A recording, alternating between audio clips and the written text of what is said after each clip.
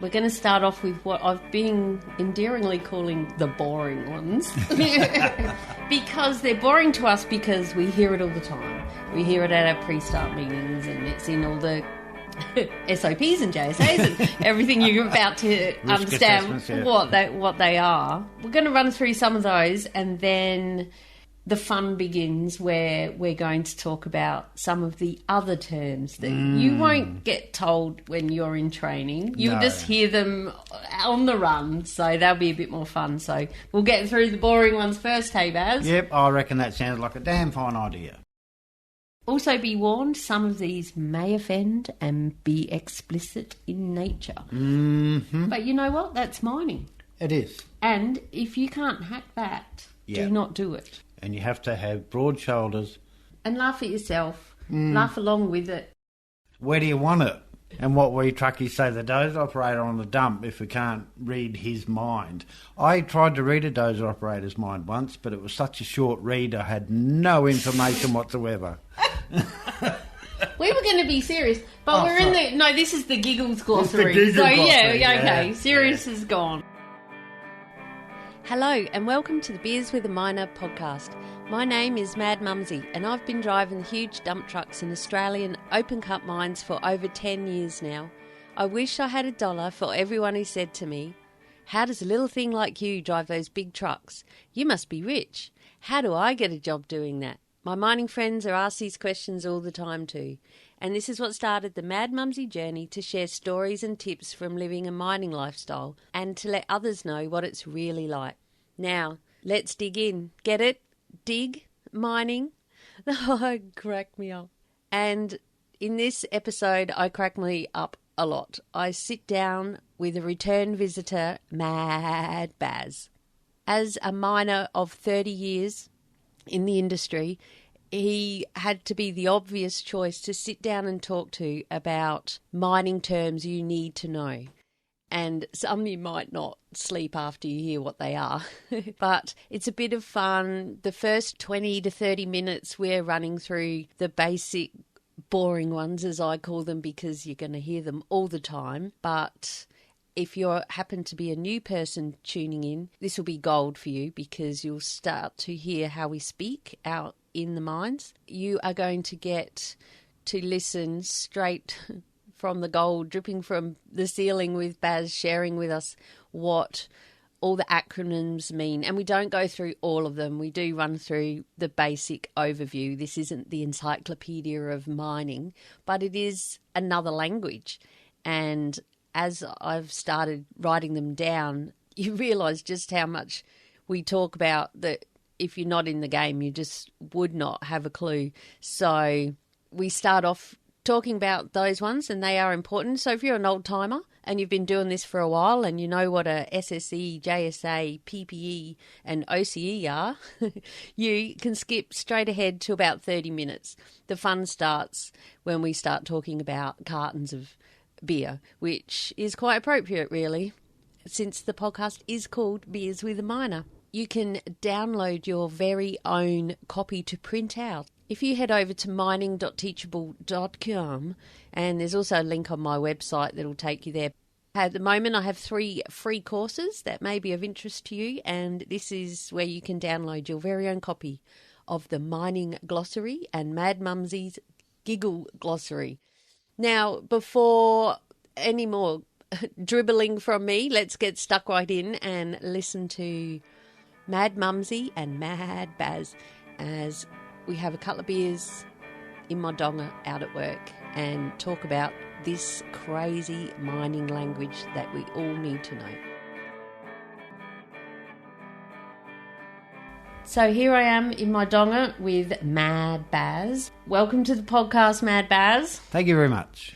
What we're going to do tonight is just run through some mining terms that you need to know, especially as a newbie, because it's another language and you're going to be stuck out there in a truck doing something different that you're not used to doing, and then there's going to be all these people saying things that you don't know what they're on about, and they're going to be saying it over two-way radio that you're not used to listening to. So the reason I'm doing this is to give you a bit of a heads up about what the hell everyone's on about. Yeah, Do you I agree? understand that for sure. Yep, I was a bit dumbfounded when I first started too, but to think, what are they talking about? We just ran through quickly what I have written down here, but I don't intend this to be the encyclopedia of mining terms. Yeah, just some of the things that we'll hear on the radio or in general conversation around the crib hut or on the bus or wherever you are. So a bit of an idea of what they're talking about. And we're going to start off with what I've been endearingly calling the boring ones.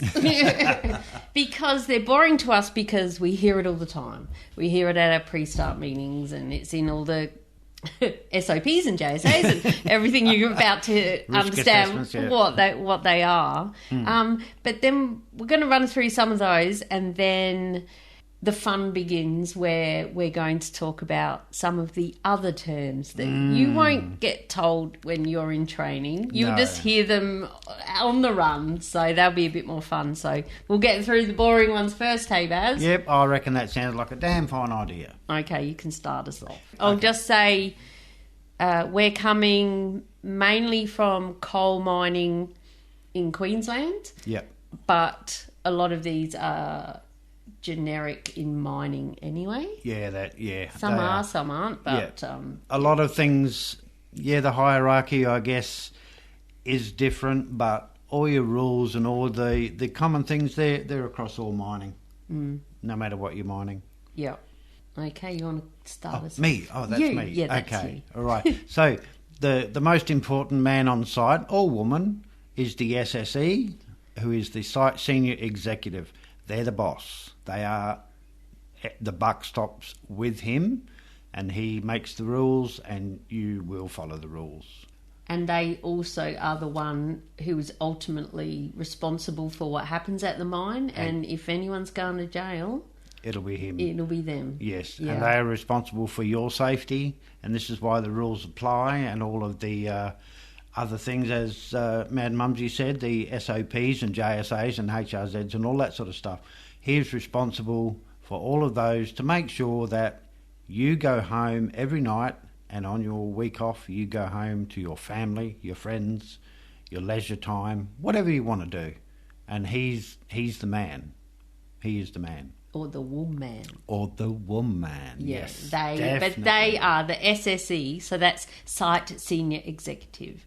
The next one is Open Cut Examiner, who we call the OCE. He can shut down the site and override the SSE if he deems there to be a major problem within the work area. But he will drive around all day for 12 hours. He will examine, as his name says, all the high walls, the low walls, the pit floors, the water, everything to do with the mine for safety.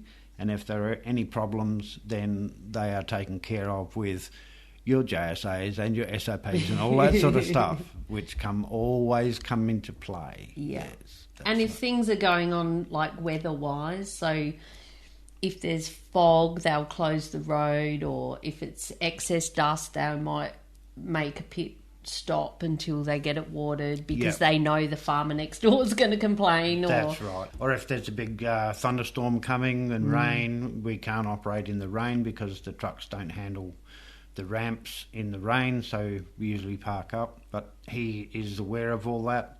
He's got as much responsibility for us, the coal mine worker, which is the next one we talk about, as far as the safety of the pit and the workers. Everything, he has as much power, if not more, than the site senior executive. Yeah, and they are the ones that there's always an OCE. Always. On site. Yeah. Or two, depending how large your mine is. There might be a southern OCE, a northern OCE, or, I've worked on different sites with, some have two, some have one. Yeah.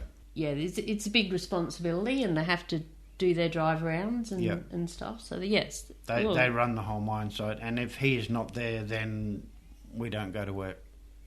It's as simple as that, because he has to be there to make all those final decisions. Yeah.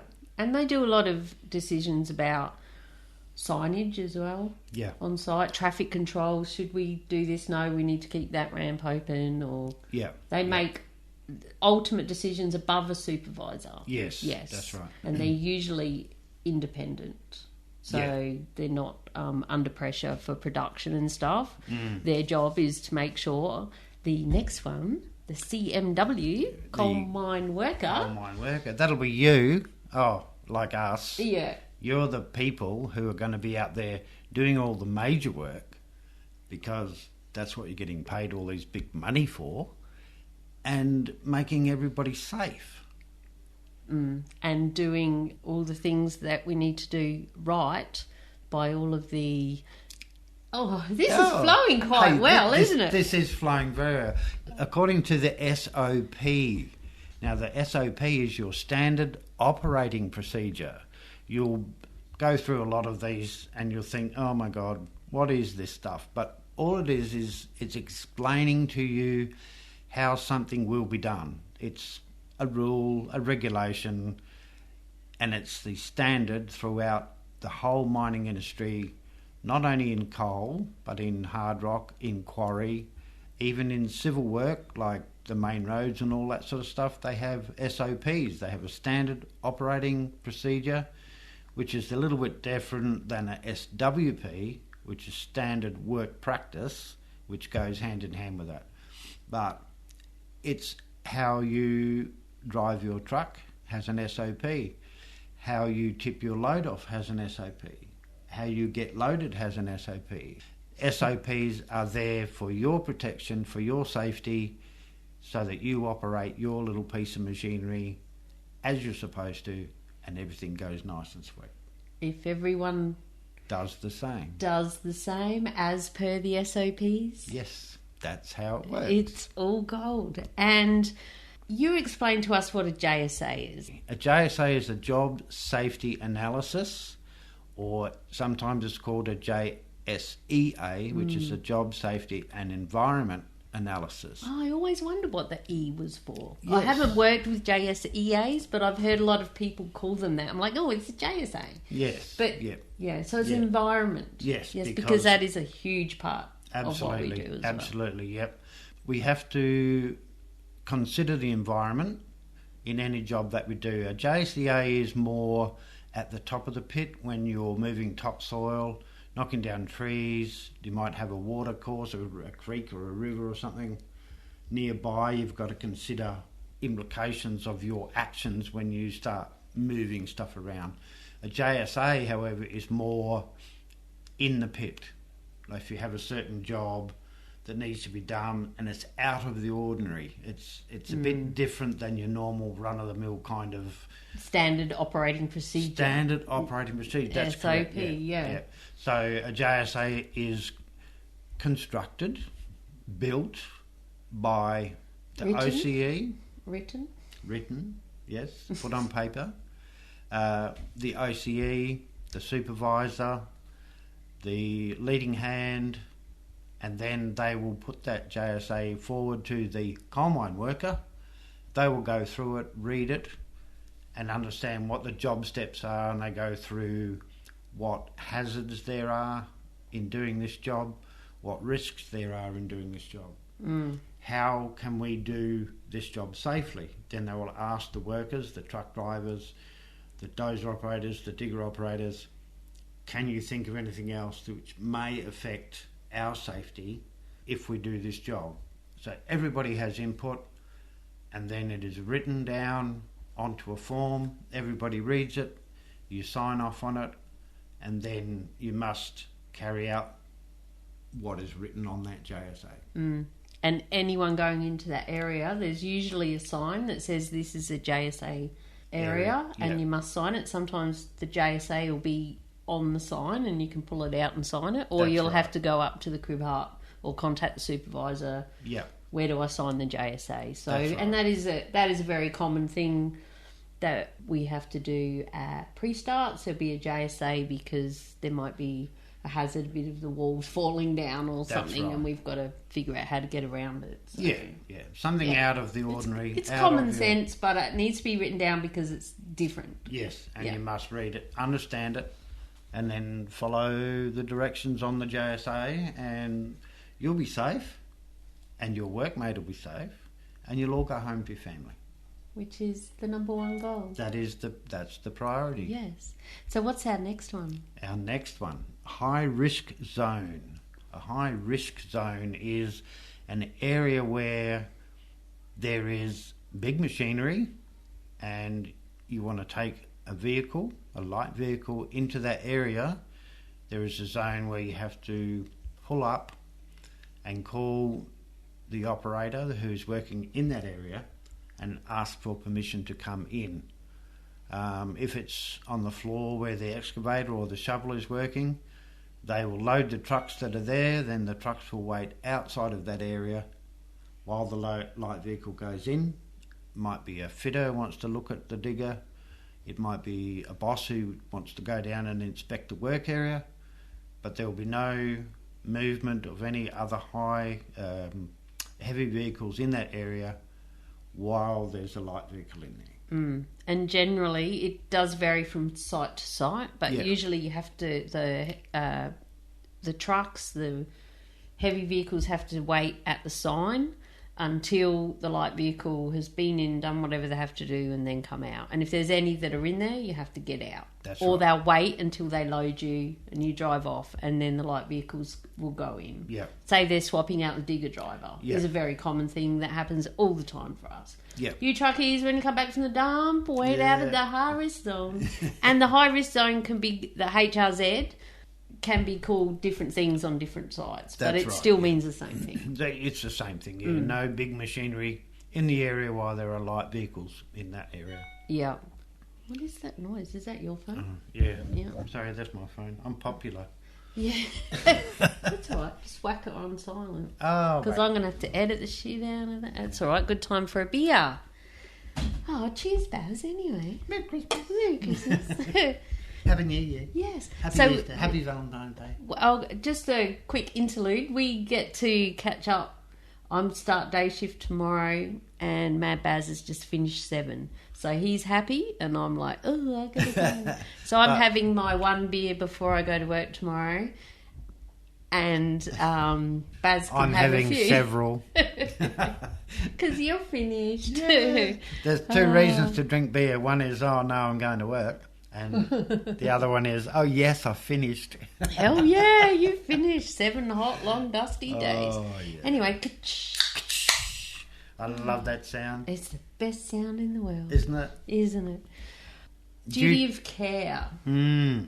Which you will hear over and over and over. And that will be followed up by Section 39 of the Mining Act. Yeah, if we're talking coal in Queensland. Yes. Your duty of care, that is, you must work safely to ensure that you do not get hurt.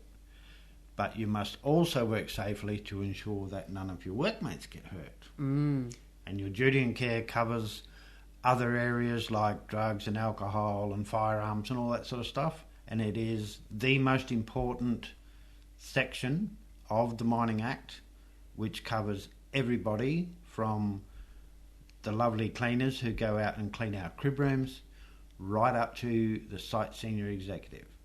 We all have the duty of care to protect ourselves and our workmates. Yeah. And that may mean... Sounds like I'm reading it, doesn't it? Oh, no, it sounds like you've been brainwashed and you've heard it a lot of times. That's it. Which is how you end up yes. After 20 plus years in mining. But 30 years this year. 30, wow, oh my God. I'm hoping I've got 9 months left. But it is, we do jest and we laugh, but it is the most serious thing, and it's the way that we all get to get home safely. But it may mean that you need to pull up a workmate or someone that you see who isn't quite doing the right thing. Let's face it, if shit goes down, they say, well, it was your duty of care to have not let that happen. That's right. So, and it's a mining act. That's how you can end up in jail if you don't enact your duty of care by the SOPs, by everything that you sign when you first start. You can be the one who goes to jail. Yep. So it's very serious. Yeah, it is. Which we don't hear very often on the Beers No. with a Miner podcast, but this is what you're going to hear this when you start. This is right, yeah. They're going to... That'll be one of the main things. And it is a serious business because, as it says, duty of care. It's your duty of care. And part of that is if you see something, as Mumzie said, someone doing something that they outside the SOP, chat with them first. If they don't get any change, chat to your supervisor. If that doesn't happen, go higher and get it fixed. And it's also things like if identifying, I sound like I'm straight out of the training manual here, Baz. This isn't how I roll. Well, let's get to the fun bit in a minute. But it's if you see a hazard. Yeah. If you see something, it's your duty of care to say, oopsie, I overwatered the ramp. Yeah. If you're on the water cart or a big rock just fell out the wall, get onto your supervisor. So it's in your duty of care to also let others know. There's so much that it covers. It does. But it covers your whole... Everything you do out there is covered by duty of care. And everyone else is under the same obligation. Exactly right. Yeah. You are obligated. Yeah. So if people see you doing something you're not quite sure of, if someone pulls you up, it doesn't mean, they're having a go and they hate you or anything. It's their duty of care. Yep. To say, listen here, mate, or listen here, love, or whatever. You probably shouldn't do it like that. I remember the first time I had to, at one mine, at band camp, I had to take a truck into town, which is, where the workshops are, and they call it town. And the offices. And the office and everything. And I called up to come around a road train that was towing 5 trailers full of coal, and I called up to come around them. But you're not allowed to overtake them because they go a lot faster than we do, as it turns out. I didn't know that. And he goes, oh, mate, I think you'd be right if you just stay there. and because that was a different contractor altogether, and I just started at this mine. I was still new in mining. And I remember the next morning, a guy, old fella like you, Mad Bazz. I'm not old, I'm just worn out. He sat next to me and he said, it's not a good idea to overtake them. I said, well, he was going really slow because they're towing 5 trailers up a hill. He said, tons. but once they get a roll up, I said, I know, he soon got away from me. He goes, and you know what? You're not meant to. Just telling you, love. And I remember he didn't put his arm around me, but it was that he did it in a nice way, and it was his duty of care. Kind of. It was. Not kind of, it was. To point out that fact that large, heavy vehicles are not allowed to overtake large, heavy vehicles. That's right. And that's pretty much across all sides. All mining, yeah, for sure. Unless there's POSCOMs because it's broken down. Yeah. Stuff like that. Yeah, flugels hanging down or something like that. Yeah. Well, that's it. We'll get to that. Okay, let's rock through a couple of these. We won't go too much further on these boring ones, but PPE is another big one that you're going to hear all the time. They might even ask you that at an interview. I know someone who was asked that in an interview. Okay. Personal protective equipment. We must all have it, whether you like it or not. That's safety glasses, earplugs, gloves, high visibility protective clothing, shirts and pants. Says me, with no reflective stripes on my pants. And steel cap that boots. does vary from site to site whether you have to have reflective tape on your pants That's as well right, as your yeah. shirts. Yeah. Good point. Yes, it is. Yes. Yeah, especially underground. Oh no, I'm not going underground. I'll be underground long enough when I'm dead. Yeah. Okay, so personal protective equipment all supplied by the mining company. So Or whoever you work for. If you're a contractor, they are meant to supply them as well. Yeah, so you get used to it. Yeah. Pretty orange or pretty yellow. So PPE, and they usually have places at crib huts and that where you can grab your earplugs, especially earplugs. You go through heaps. Yeah. Never put your earplugs back in. No. If you wear Just your have earplugs, then shitloads go of for them. crib, throw them in the bin, get a new lot. And make sure your hands are clean, otherwise you get oil and coal dust and whatever else in Yeah, your you ears. get infections. Yes, And, yes. Yeah, yucky. They take a bit of getting used to as well. They do. And there are various types. Yeah, it's a big thing. And if you're not comfortable with that, then you can request to have earmuffs, which is... I've seen a lot of operators wearing earmuffs instead of plugs. Yeah. Yeah, like the big koala ears. Yeah. Yeah, quite. you've worn them before. I haven't have, yes. Yeah. Yeah. Okay, so we might just leave most of that, which is on my list for this. If you head to mining.teachable.com, which is my online teaching hub. Do you like that? Sounds good. I do like that. You're clever. You can see this glossary of mining terms in a printed PDF, so you can even print it out if you want. It's got things like crib, which is, you know, when you have your lunch, your smoko, and fill point, fill up the water carts, pre-start, where we all get together and have a meeting before we go out to work, so we know what to expect, what's going on, stuff like that. That's right. Get your instructions for the day. Yeah. And I also go into a lot of things about when you do drive a truck and some terms from the diggers and the way that they'll want you to load and everything. You will learn most of this in your training, but it just gives you a little bit of a head start of what you're up to. That's right. Oh, and also machines that you may encounter. Because when I first started, I didn't know what any of them was. When Mad Mumzie first started, I trained her in her first mining job. I said, do you know what any of these machines are? And she said, I know what that one there is. It's a big, long thing with lots of wheels and a big blade underneath it, and it holds you up because it's doing roadworks. I said, yes, that's called a grader. Now she operates one. And, like, my daughter came on a mine tour and she called a bulldozer, or a dozer, we call them. We don't call them a bulldozer. Tractozer, yeah. I know some people call it a bull tractor. Yeah, or hence the name tractor, because it has a track. A track, yes. And graders are quite often called long tractors. Oh, really? Yes. Oh, I haven't heard that. Well, there you go. But she called it a pushy over the edge thingy. Yeah. Because and it was purple. on the dump and it was pushing the dirt over the edge. Yeah, so. and it was purple. Was it? I don't remember that. Yeah, it was. Oh my gosh, that's so funny. Yeah. Oh, all right. So, how are you going for a drink there, Baz? Do you need another drink? Beers with a miner. I've got to have Beers, another one. you better. We're going to get into the fun stuff now. And a bit of a word of warning, which you know with Mad Mumzie, that it's going to get a bit explicit. I'm having one of yours. Yeah, go for it. Might be frozen. Yeah, I've got teeth. Oh, okay. Oh, cool. So, I don't know if you picked it up yet, but there's a bit of a common thread here between the two of us. You've got Mad Mumzie and Mad Bazz. That sort of gives you an idea that we could be related. Yes, could be. And if you listen to Mad Bazz when he first came on the podcast, which will be, you can hear that episode at madmumzie.com. Beers 21.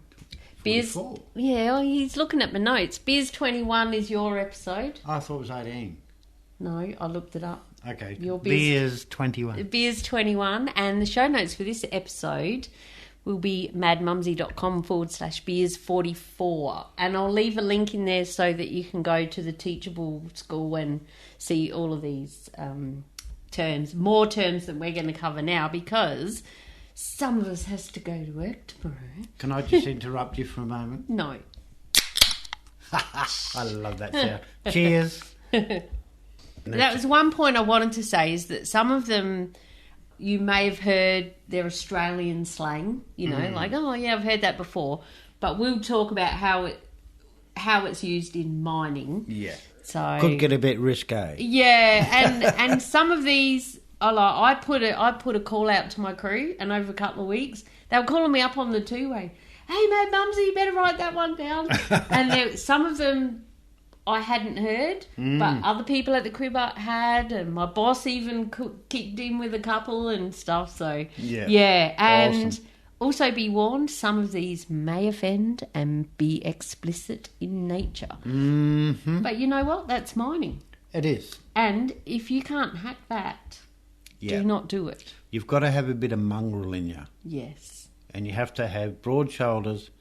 Yeah. And laugh at yourself. Laugh along with it. And the more you buck up against, like, especially a nickname. I've never spoken about that on a podcast. Oh. The more you go against a nickname you don't like, the more they're going to call you that. That's right. You know, so just go along with it and they'll probably get bored and call you something else anyway. Yeah. So, anyway, that's off topic. Right, let's go. Okay. You haven't seen this list yet. This will I be haven't. fun. This will be fun. Starting the most important one. That's a carton. That's a carton. Yeah, if you stuff up, do something wrong, you buy a carton of beer. And it's shared, usually with the crew on a particular day, usually on day shift. Second to last night, middle of the week, whatever, and everyone gets together. And you drink the cartons. Yeah. So when you come out, bring $50 because you've got to put on a starter's carton. Starter's carton, finisher's carton. Finishing carton. Yeah. Yeah. I was talking to Lynn, who is also your wife. Oh, yeah. And my mum. I remember her. She's in, we were talking about this last night, and she said one of the mines she was at, they did it every Friday night because there was that many cartons. That's Sometimes right. there'd be 20 cartons on a Friday night. On a Friday night, yep. Wow. They were very educated. They didn't have much duty of care, did they? Well, they did. Well, they did. The duty Potting of- each other right in. Yeah, their duty of care was to make sure there was plenty of cartons on Friday night. And they didn't care who bought it. Yeah. And she said the office people never had to put up a carton, but they're always there drinking it. That's right. Yeah, Yep. but we won't go there. No, we okay, won't we better go go down the list. Right. Okay. The next one. My favourite fruit. Yeah. Pineapple. That's a pineapple. That's a pineapple. Did you get Well, a pineapple? Yes, that's when you do something wrong enough that a supervisor decides to step in and say, "Oi, you, in my office." And when you walk out, you usually walking bow-legged because you've got a pineapple. And what they mean by that is the prickly end. You've had the prickly end up the end you don't want it going. Yeah. You get the prickly end up, That's right. Yep. And so and it'll jokingly, people will bandy it around all the time. They say, "Righto, Baz, get your gear, get out the truck, go to the go line, come to pick you up," and everyone will be like, "Oh, pineapple time, Baz." So if you hear pineapple time, it doesn't mean you're getting one. We always assume, "Oh shit, what have I done wrong?" But you might just be going to get another truck, or for you might be going to train someone or whatever. That's it. Yeah. I might have to train some of you guys. Look out. Yeah, look out. Okay, it's not rocket science, just line up the teeth. Pedestal dwellers. They live on a pedestal. We call them pedestal dwellers. They call themselves digger drivers. Oh, or digger operators. Yes, because they're up there above everybody else and they're God. Yeah. They are God. I dug 300 loads of dirt today. Guess what? I break the record. You know what? It's not rocket science. A digger operator is only as good as his truckies. Well, and that is a saying that is further down the list. Oh, Digger well, driver is there only you as go. good as his worst truckie. But what it means is a frustrated digger driver telling you where they want you to line your truck up so that they can load you. Yes. They're like, just like on the teeth, not which you'll rocket hear a science. lot. Yeah. Upper is another one. Yeah, So you upper. might call up and say you're coming around or do this. Yeah, upper. Up, Move it. Up it. Yeah. So that just means, go and get. Do it. Just do it. You can say this. Yeah. Okay. This is sort of to do with graders, water carts when they're watering. Dozers. They call up and they say to the digger driver or the shovel operator, "I'm just coming across your face." Yeah. Or truckie. Or truckie. Yeah. Just coming across your face. What that actually means is they want to go in front of you. Yes. It's nothing naughty. It's like when the digger operator says, "Come in on my teeth." It does. Yeah. I need to write that one down. Pause here, editor. You know, and people have a bit of a giggle. And it can be fatigue management, you know. It's fun. The biggest fun, though, is the comments that come after that. Yeah. From whoever. Yeah, exactly. Yeah. Okay, we'll run down the list. Keep going there, Baz. Yeah, okay. If you're having trouble early on, you're in a truck and you go up to the dump and you can't get square to the tip head. You just can't get it right. And you'll get told, "Oh, that'll do. Just tip it there. Go, get off my dump. I haven't got time. Get off my dump. There's 3 trucks lined up behind you." Yeah, and that's okay. That's right. It's all in your learning. It's all good fun. Yeah. And then, of course, what you do is when you lift your tub up, you start driving away and you run the load out. And no, you he's don't. Got to clean it up. Don't. And that's when you'll hear other people on... Actually, good point. Other people on the two-wheel will say, "Yeah, just run it out. And the dozer driver doesn't. And that means drive off with your tray up and the dirt goes for a long way. Yes. And the dozer driver will be going, "Don't you dare." So it's good to start to know on the two-way people's voices. Yes. And it's all a bit of banter and it's a bit of fun, but it can also really piss them off. Yeah. If they're having a bad day anyway, or they've only got 4 or 5 spots wide, they're doing a ramp on a lift, like they're under the pump a lot of times. The last thing they need is to have to drive 30 metres and push the dirt up. Yeah. And other people say, "You got a blade, just push it." Yeah. I think that might be on the list. Okay, go. Where do you want it? And what we truckies say the dozer operator on the dump if we can't read his mind. I tried to read a dozer operator's mind once, but it was such a short read I had no information whatsoever. We were going to be serious, but we're in the... No, this is the giggles glossary. Glossary, okay. Serious is gone. Yeah, so, where do you want it? Where do you want it? At the start, at the wing, 45... just tip it up. Yeah. And it could also be if you've got an overload and you've got to take it back to the digger, or do you drive all the way dump, which is always a bit of a grey area, depending on your site. Yep.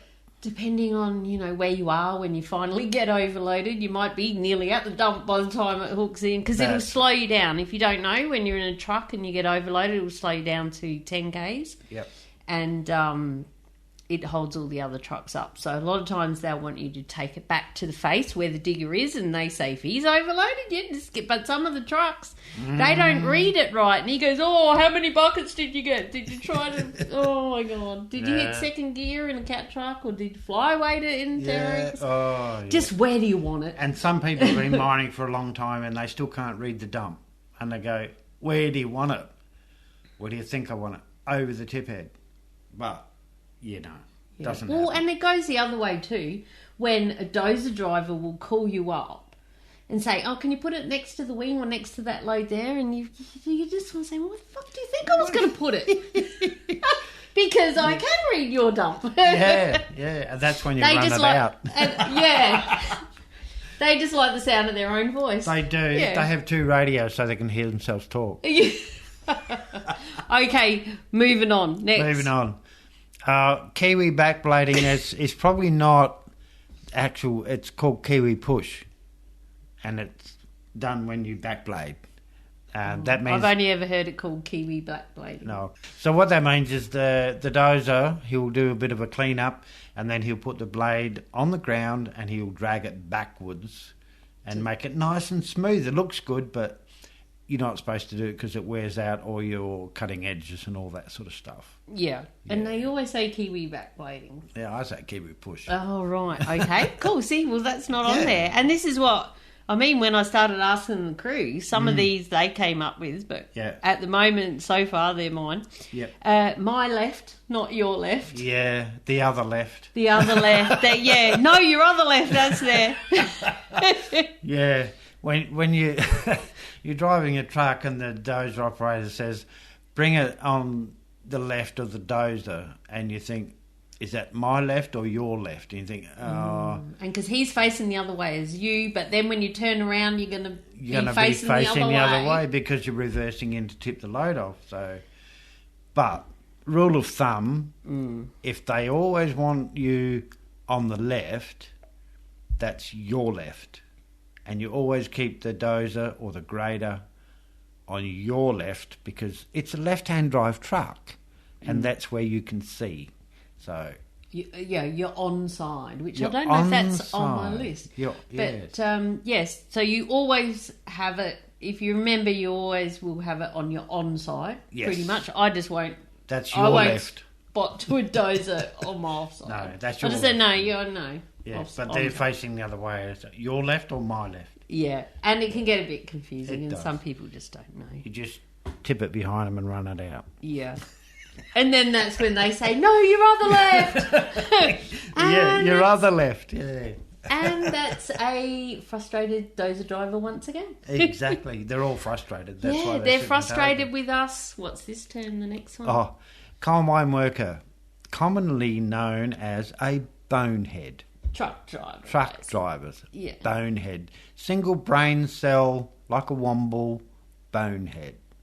And we know nothing, but we know more than them because we can make them look very, very good or we can make them look very, very bad. That's right. And there's a lot more to it than people think. Oh, yes. I couldn't believe it when I heard the endearing term bonehead. I'd never heard it before. I'm like, what? And then another one is window lickers. Window lickers. Yeah. No, just operators. Yeah. Just talking of boneheads who know nothing, I'm actually a trainer assessor, and the OCE, that's, I can't hear you, open cut examiner. We're going to have a quiz. We're having a quiz.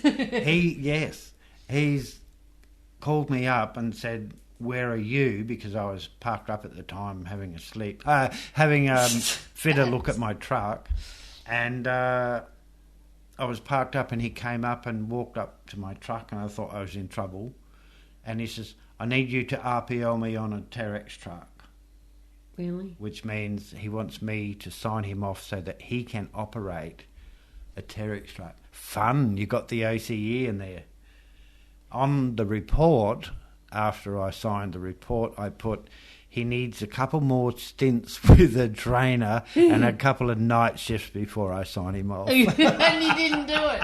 That's hilarious. Yeah. And RPL is another word? Yeah, it's recognised prior learning. So if you've operated any kind of truck or loader or anything like that, if you have a certificate that states that is recognised prior learning or RPL, and therefore you don't have to go through the whole training thing. It's just like a refresher course for yourself. Yeah, and the trainer will do a walk around with you and stuff. Especially when you go from mine site to mine site and it's a Cat 795 or, the same truck. Yes. Yeah, if you're coming from our industry and going to that, they'll go, oh, we'll RPL him on the dozer and just do a walk around with the trainer. You give him a couple of push. Yeah, he's obviously done that before. As long as you have written evidence that you've done that, then you don't have to go through full training, which is so much easier on me. Oh, my God. And logbooks and wow. Yeah, gotta love that. Never win on the water cart. Yeah, you cannot. You cannot. If you're give up. Yeah, if you're a water cart operator and it's hot and it's windy, there's never enough water. So you try and make adjustments and then there's too much water. And then they want to have a dry line. A dry line is where the grader comes along, like Mad Mumzie, and puts the blade on the ground and cuts the water and the mud off the road that the wanker in the water tanker has put down, and it's too wet because the trucks are sliding everywhere. But you'd never win on a water cart. Yeah. And once I realised that, I think you taught me that probably. Probably. I started to enjoy it. Yeah. Because you just drive around, I might go over there and water there to that now, and now I'll go, I might go and fill up, and it must be nearly empty. You're in your own little world. You are. And you're always busy. You're always busy because you're operating sprays and you're calling up people that you're Filling coming on their up. circuit. You go and fill up, and then you go, and then, it's crib time. Yeah. Or you might have to go and you've got this whole plan. I'll go and water, especially end of shift, or, going for crib.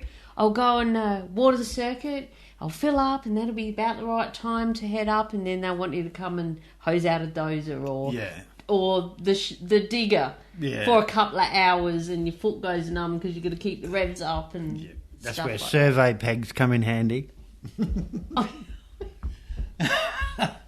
You have it cut just enough so that edit. so that it pushes the throttle down onto the floor, and you stick it on the front of your seat, and then you don't have to keep your foot on there. Yeah, because if you didn't know, for the water to come out, you've got to keep your foot on the pedal to get the pump. revs. I do remember once I was over in a pit on night shift, miles away. There were yowies out there, which is on this list. There's bloody yowies out there. Look out for yowies. And I was so scared. And I was there for freaking hours. The boss was like, "What did you do?" I was there, well, it took him forever to wash this drill. And I was on night shift, so anyway, I must have eventually fell asleep. Because I kept watching him, it was on, off, because they'll look at you and go, no, and they do the little cut your throat thing, which means stop the pump. Yeah, so you watch, where's the little man with the white suit? What is that called? Sperm suit. Oh my gosh. They look like a sperm. So and they're washing off the digger and the drill it was. And then neck minute. Neck minute. Next minute, he's up tapping on the window of the water cup. I'm like, he goes, you can finish now. He's doing the big cut. But I fell asleep. I got that good at having my foot flat. I fell asleep with my foot flat. Yeah. And it's not an easy task. So 2,000 revs. yes. So the water card operator can be called many things. Water beetle. Rubber duck. Oh, no. No, Water rubber beetle. duck. Yeah, no. Water billy. Water can. Yeah. Yeah. Wanker in the water tanker. Wanker in the water tanker. Someone told me to write that down. I've never oh. heard that. Have you? Only on the road. On the highways, when you go past a fuel tanker or something like that, you get on the UHF and say, copy the wanker in the tanker. Oh, right. Oh, okay. Maybe they come from That's that. where it comes from road trains. Yeah. With their fuel tankers. Oh, there's my favourite other person on the mine site. The corrugator. The corrugator, commonly called ripples, because they leave ripples in the road, and that's the grader operator. Hang on. You'll hear me typing. We're just editing here. I'm just adding... Oh, I can't spell. You can't. I can't type, but it's... Swimming lanes. Oh, yeah, you leave swimming lanes. Yeah. Yeah, because they have dirt coming out both sides of the blades, and we always say something like, "Oh, you're getting ready for the Olympics, putting in the swimming lanes." Yes. Yeah. I'll fix that up later. And there's ripples, and there's... And pothole. We call them pothole because they're always in the road. Yeah, I hate it when there's a grader on your circuit all freaking night. Yeah. You can just go away and have a sleep for a while. Yeah, they're all in the road. Don't worry about that. Red cordial day. Red cordial day. We all know what red cordial does to kids. Oh, look, swimming lanes was on my list. It created by a not very good grader operator. Or someone who's learning. Learning. Yeah. That wasn't very nice, was it? That was a bit harsh. No. So I did have that. Okay, carry on. Yeah, red cordial day. That's usually Monday, because that's when all the bosses, and they're all hyped up and everything, they come out and they look at the pit and they do this and that, and it's like they're on red cordial. Kids on red cordial. Yeah, just running crazy. around going, no, right. Yeah. That digger, you're walking out of there, you're going there, everything What'd you do changes. that for? Yeah, and everything changes. It does. Yeah, they go to the 9 o'clock meeting or whatever with the supervisors and come back and go, yeah, no. And then we have a weekly plan. You'll learn about weekly plans too. Your first day back at work after your break, they go through a presentation, your weekly plan, and that's worked out on Red Cordial Day. They all go crazy and they all have ideas and they can't make up their mind which is going to be the best idea. Yeah, and it keeps changing, so don't worry about it too much. Did I say that out loud? I did. Right, what about this one? This is one of my favourites. Wah, wah, wah. You can do a crow noise. Oh, we go pigeons, not crows. Pigeons, we do crows. We go... mean, pigeons up on the high wall. That mean the bosses are up there looking down in the pit. Yes, or crow noise. Or crow. Yeah. I knew you'd do a good one. Yeah, so, yeah, if you're not doing something right, which you should be... Because it's your quiz time. Duty of care! Oh, my God. To follow... How seedy are we? SOPs! Stop it, Barry. Anyone that knows me, don't listen. Turn off now. Oh, dear. Yes. So that, if you hear that, that means... Bosses. Watch out. And bosses usually, are about. It's usually, not strangers, it's usually on Red Cordial Day. Yeah. They all come out and have a look. Yeah. Or on Friday morning, just before lunch, they'll come and do a quick whip around. Before they go home. Because then they go home because they're on banking hours. Yeah, that's but right. But they only have the weekend off, and we have, 7 off. Yeah, more fool them for being a boss. Or depending on your roster, it might be whatever. But yeah. So anyway, it's all fun and games until someone loses an eye. And this is something that isn't necessarily just mining. I think I've heard that before. Oh, but, yeah, everything, yeah. But you'll hear it a lot in mining. Yeah, there's a lot of fun and games out there. Pushing boundaries and you push the boundaries and you see just how far old mate's gonna take shit. The retaliation, someone loses an eye. Yeah, or it could be getting bogged or. Yes. All sorts of things like that. Like, I knew we shouldn't have gone in there. You owe a carton. No, the digger driver put me there. That's right. Carton-free zone. Yes. Yeah. I'm not worried about that one. Stimulator. You're all going to be stimulated. Depending where you work, because not everyone has a stimulator. But as a greenie, clean skin, trainee, newbie... You should be stimulated. Yes. You will like being stimulated. Or you hate it and be sick. You learn how to come across the face. No. That's not even funny. It's a simulator, where you hop in this shipping container and they have it set up where you can learn how to drive a truck or a digger or a dozer or a grader. And it teaches you what to do in emergencies, how to drive the truck, all that sort of stuff, before you even see a real truck. So, good suggestion, get yourself stimulated before you actually go out on site. Lovely. Yeah. I started off with many, many, many hours of stimulation before I drove a truck when I started. 3 weeks of stimulation. We were allowed to get in a truck and be a passenger, but we weren't allowed to drive until we finished this 3 weeks. On the dicky seat. Yes. Oh, that's not on there. Note to editor, add that. Dicky seat is where the dicky trainer sits. Yeah. Yeah. The dicky seat. And, it's not comfortable for the trainer. Yeah, and that's where they'll end up saying, get out, it's my turn, I'm having a drive. You sit over there for a while. And as a trainee, as a greenskin, as a learner, as a newbie, when you get behind the wheel, don't think that you're going to be expected to drive the whole day, because you won't. You might get like an hour or a couple of loads. The trainer will swap you back out again and you can relax and get yourself together and go, that wasn't so bad. And watch them as they're doing it. Yes. Now you've had a go.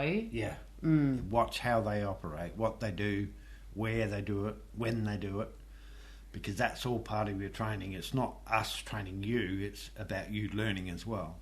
Yeah, that's right. And just going back to being stimulated, in all seriousness, a lot of the older people, not necessarily old, like age, but older people, more experienced people. Yeah, that's better. Yes, they say, "Oh, bloody simulator! What a waste of time." I just got put in a truck and told that's where the steering wheel is and off you go and nothing ever happened to me and all that. But it's the mine's duty of care.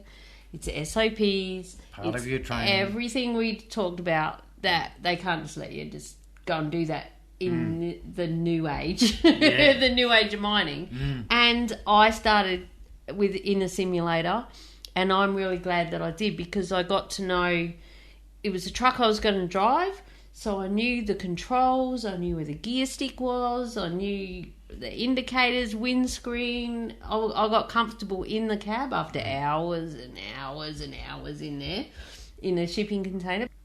They will give you, what's the word I'm looking for? Spew bucket. That's it. They'll give you a spew bucket. A lot of people can't hack it because of motion sickness and or not motion, whatever that is. Because it is computer generated images. Yes. Not like a real car or a truck. But some people do get car sick, and if you do, don't worry about it. They have buckets, they have bags. Yeah, and they allow for that. Yeah. They'll leave the door open or whatever. And if you feel a bit woozy, just tell them, I've got to get up. And they'll pause it. Because they can, outside. Yeah. It's all good. And I'll leave a link in the, not a link, I'll put a video in the show notes, which are at madmumzie.com/beers44, the number 44. And I'll show a video of my daughter on a simulator, and it's hilarious. At the Queensland Mining Expo in 2016 it was, in Mackay. And she drove straight up the centre bunk because she didn't realise it was left-hand drive, and because it makes your seat wobble, like if you run over a rock or it's a bit rough on the circuit. It is. And you go and get a load and you go to the dump, and that's what I was going to say, is they simulate emergencies. Yes. So all of a sudden there'll be flames come up on the windscreen, and you've got to go through a procedure, and you've got to get it right to pass, and you lose your brakes, and it'll rain, it'll hail, and depends on where you are. Tyre fires, So, not that they happen a lot on the mine site, but it's a mandatory part of your training. Yep. That you have to know what to do in the radio. You don't, not like one time at band camp. and a turbo let go, and of course there was flames coming out the exhaust and all that sort of, and the operator hit the park brake, dropped the steps, got off and just run 100 metres and then run like what? Like Forrest Gump. Forrest Gump. Run, Forrest. Run, Forrest. Oh. And ran away. Well, he was obviously shitting themselves. Whereas the first thing you do is shut it down and follow the procedure that you're given, the SOP. Hang on, pause. I can add silence in there. Your SOP. Standard operating procedure. That's right. For what to do and what to do in an emergency. Yes.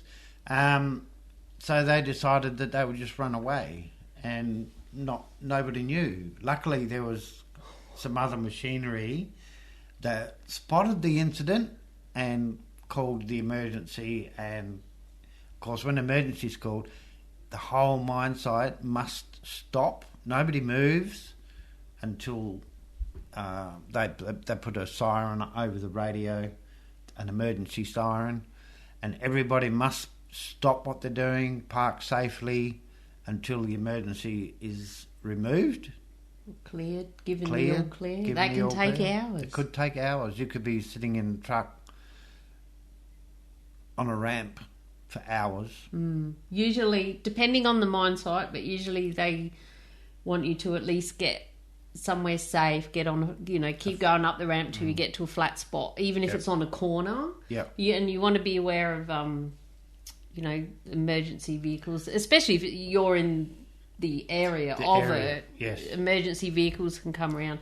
Got to have radio silence. Yeah. So all the ERT people, ERT, is that on here? Emergency Response Team. Yes. These are all qualified level 1 first aiders and firefighters and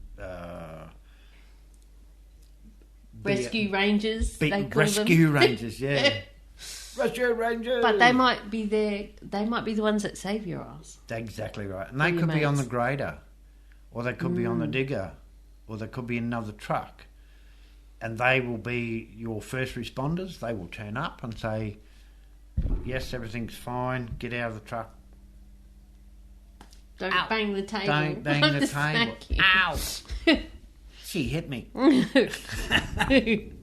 So, yes, ERT, Emergency Response Team, your best friends when something goes wrong. And it might not be fires and accidents, it could be health as well, you know. And they're not doctors, but they do the best that they can and get you into the, you know, recovery position or whatever they know. And in the meantime, the ambulance will be called and the professionals. ERT, Emergency Response Team. You know, you can join the ERT. You don't have to be a full-time employee or whatever, but you can join them. You do training days. You don't get paid any extra money, like me. Like some places they do. Some do, actually, some places, some mines do. Some sites do, some don't. But do it for the passion, not for the money. That's right, yeah. Well, it's up to you why you do it, but... Like school teachers, they don't work for the income. They work for the outcome. So it's the same with ERT. You go there not because of extra money, it's because you just might save somebody.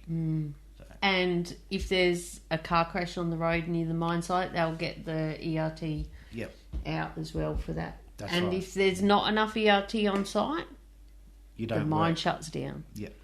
You've got to have a minimum amount of... That's part of the SOPs. It is.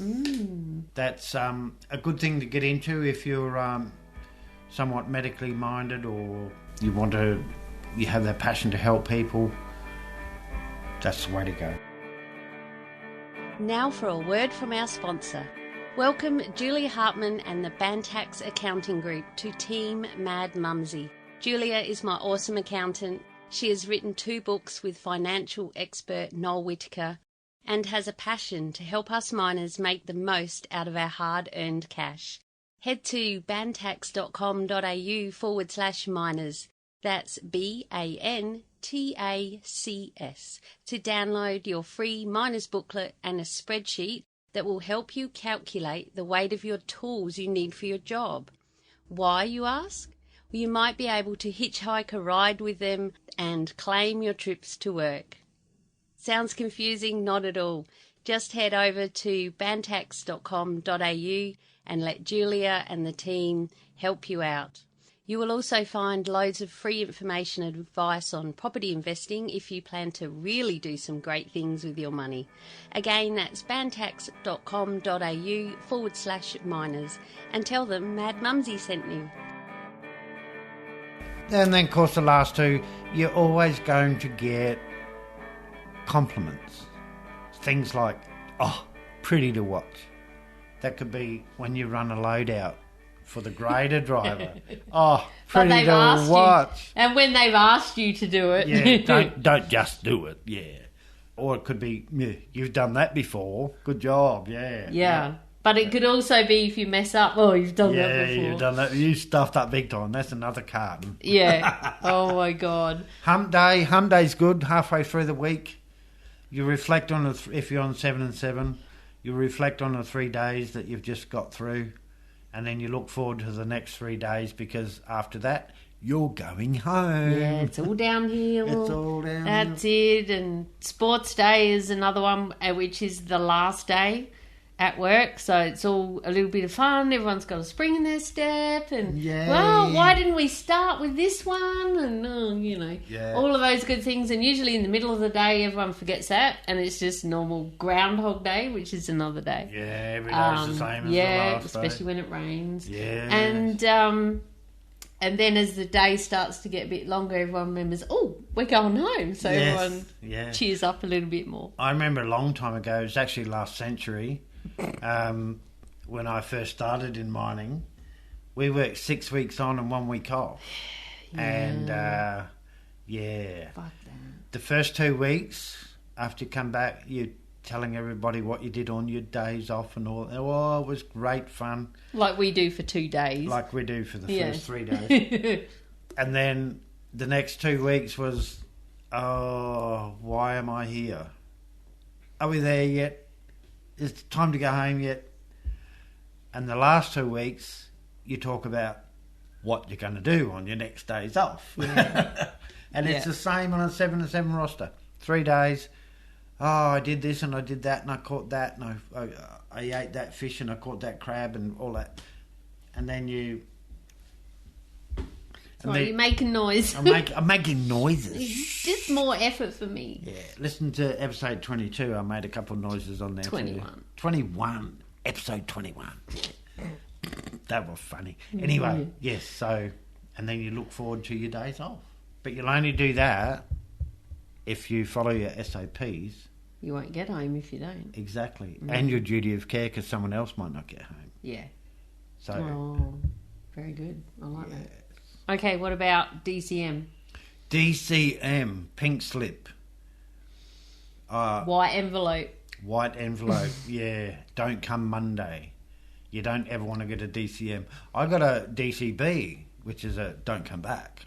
Oh, yeah, all the same. Yeah, but I've got a DCM because I broke the rules and I got a phone call before I even got home that said, don't come in on Monday. You're penalised 1 day's pay, 1 day's work because you broke the rules. What? Was that in mining or in something? It was in mining, yes. It was at another mine that I worked at, and they had a policy that... 1 day at band camp? Yeah, that band camp. Fuck that band camp. Don't ever go there. I'm not going back to that band camp. I've hit my triangle enough.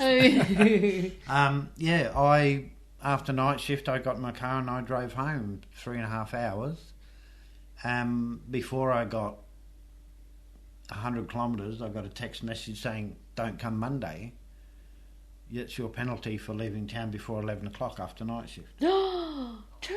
I never didn't know that. Some companies, fatigue policy, after night shift, you've got to have a sleep And before do a travel you plan. go home. Have a travel plan.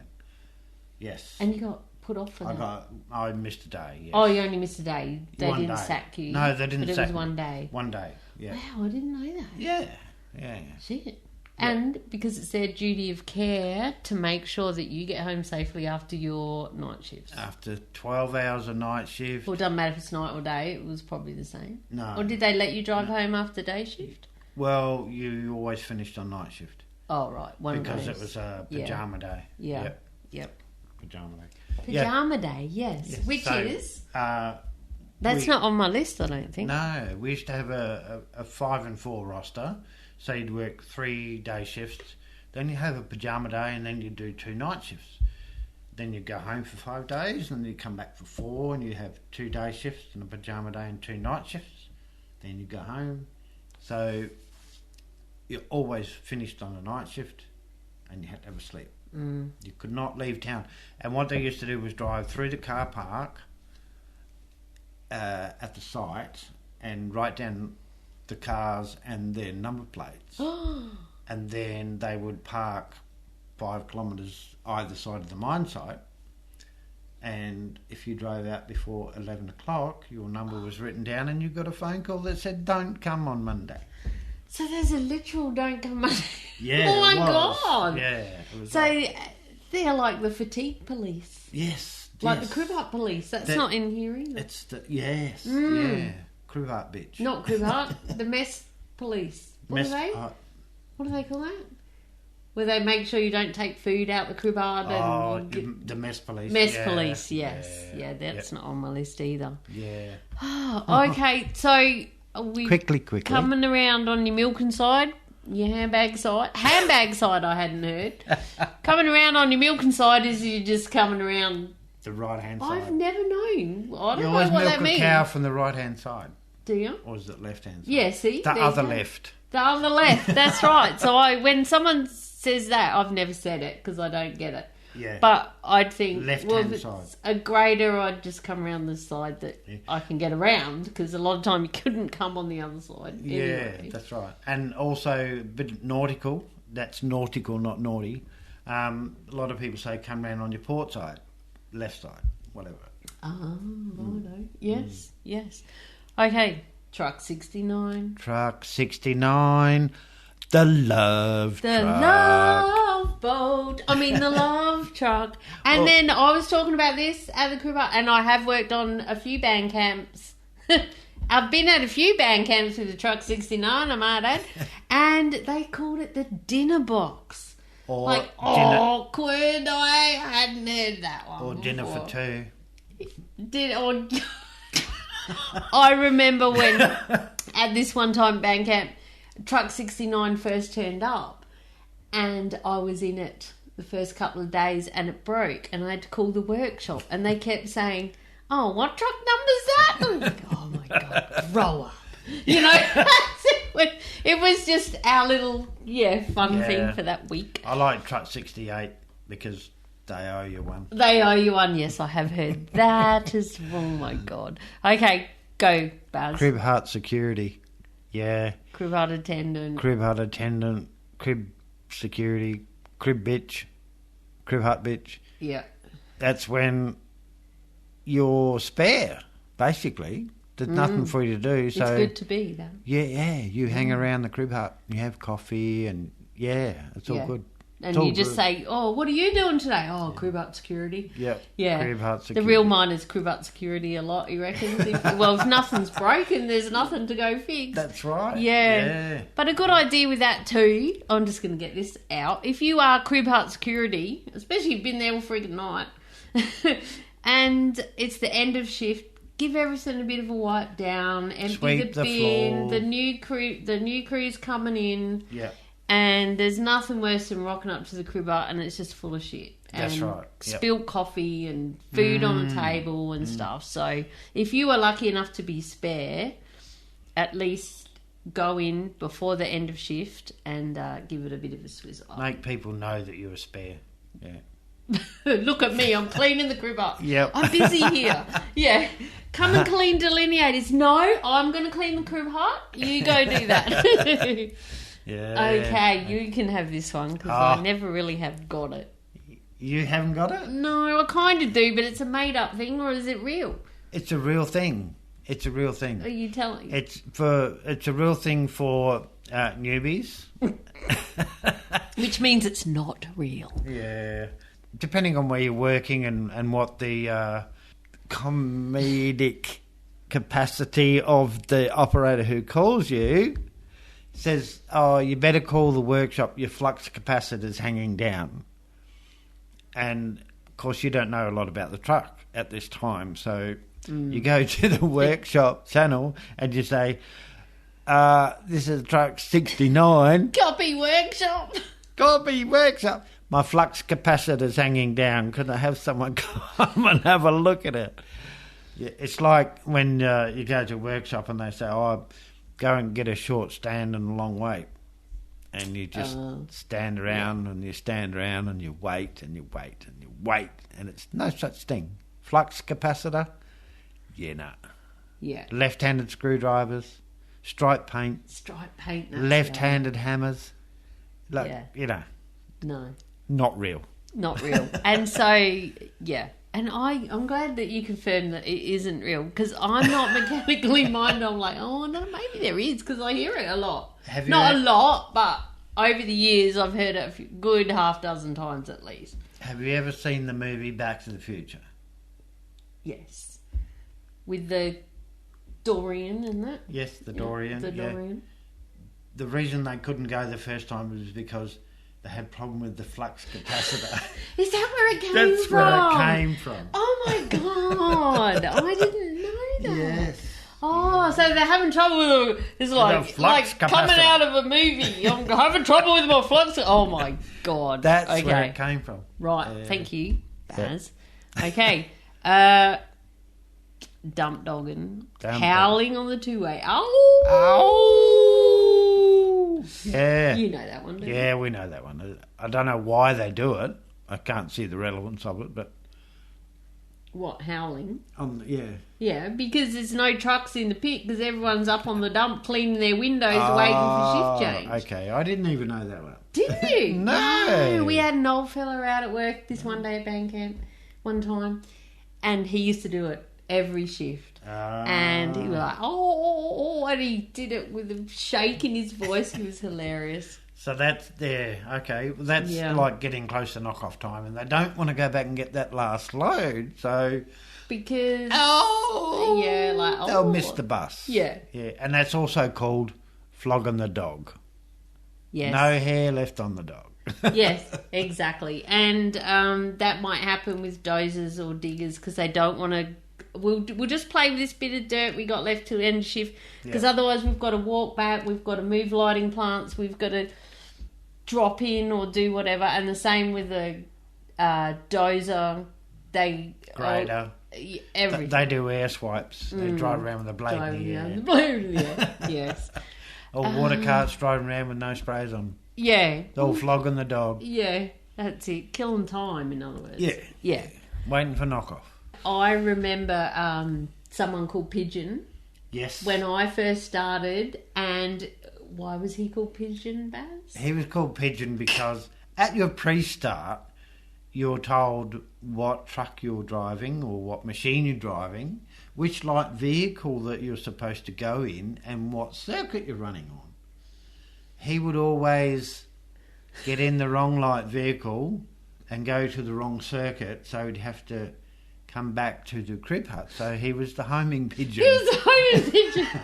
And it stuck. It stuck. He was pigeon. That was it. He was pigeon from day one. So, you know, you could get stuck with anything. Yeah, and as Mumsy said, if someone gives you a nickname and you don't like it, just wear it. Shut up. Just wear it because they'll get sick of it if you don't respond, but don't whinge about it because you'll wear it forever. Yeah. Forever. And it might change once they get to know you better or whatever. Or they just might keep calling you, get over it. Yeah. A moth. Moth, yeah, that's usually a dozer operator or a grader operator who hides behind the lighting plant on night shift like a moth to the light. Yes, or OCEs. Or an OCE, or a supervisor. We had OCE. Just look for the lighting plant. He'll be at the lighting plant on the other side of the mine. Yes. Whenever we needed him in our pit, he was on the other side of the mine by the lighting plant. It's hilarious. But now lighting plants have flashing orange lights, the same as light vehicles, so you don't know whether they are there or not. Ah, yeah. Oh, that's a point. The flashing light is so you don't hit the lighting plant. You know, that's that big thing that's shining in your eyes. I know, but and let's quickly touch on that because that is ridiculous. Yeah. But it's also true. Yes. So how many times you're driving out and you can't, like, the freaking light is right in your eyes. You could easily run over a lighting plant. Oh, and it sounds ridiculous. It does. But you're blinded by the light. Oh, my God. Didn't you see the lighting plant? Of course I did. I hit it, didn't I? Yeah. Right, go, Basil. Oh, what have I got here? I'll stay here and guard the dirt. That means I don't want to go and have crib. I'm just going to... I'm going to have a sleep. I'm going to have a nap, yes. That's sleep. Exactly what that means. Settling the dust. That's when you pee off your truck. Yeah, and you or a digger driver will say, just wait out there, I'm just going to go settle the dust. Settle the dust, kick a tyre. Kick a tyre. Kick a tyre can also mean have a meeting. Have a bit of a chat. Have a chat or have a pee. I remember old mate down on band camp, I think he was the sergeant major or something, he'd say, I'll catch you on the ground, we'll kick a rock or two, or we'll kick your tyre and have a bit of a chat about what's going on. Oh, Uncle R. Uncle R. God love him. Take the kids for a swim. I had not heard that. Have you heard that? Yeah, just going to drop the kids at the pool. Oh, and that means having a poo. Having a poo, having a number two. Yeah. Taking the kids for a swim. And this was one of those ones that came out at the crib up when I started putting this out. I'm like, I beg you, really? Okay, no, you have to write that down. Oh. Angel gear. Oh dear. Angel gear. Don't ever do it. If you go down the ramp in angel gear, which is neutral, probably your best outcome is you're going to meet an angel. Because, never. Never do that. Okay, stop. I need a beer. Yeah. I'll have one too, thank you. You right? Yeah, so, angel gear. You go fast. You really do go fast, but it could be the last trip you have. and they'll say, how does it come up in context? How do we hear angel gear? Because you do. Oh, that truck must be an angel gear, or you're right, just go down an angel gear. Yeah. You do hear it. I'm just trying, I can't think how. Yeah. Hang on, I'll just open my beer. I've got to do that too. Yeah. Sometimes in a circuit, you've got one truck. Oops, I just kicked the table. You've got one truck that seems to catch everybody else because they're not following the SOPs Yeah. of the speed down and up You ramps have and certain speeds. You'll learn all this. you know, stopping at stop signs and such. Yeah, so when they catch you up, you say, oh, you must be in angel gear coming down there. You're catching me up all the time, which means neutral, free rolling. Going faster than the truck would if it was in gear, because Yes. they don't go that fast. But they're not really in angel gear. They're not neutral. They're just exceeding the speed limit. Can you read that one? Okayed out. Oh my god. We'd all be rich if we hear, oh, does it okay out? Can you just okay it out? That's a cat truck thing. Just press OK. Yeah. Yeah. It's in a cat truck. Caterpillar. Caterpillar. You learn all about cats and Komatsus and Terexes and Hitachis and all that sort of stuff. But cat trucks, you have a little keypad and an alarm comes up with a flashing red light, and you call the workshop and say, I've got a problem with this, and it tells you what the flux problem capacitor. is. Your flux capacitors run out of something. And I say, just press OK or OK it out.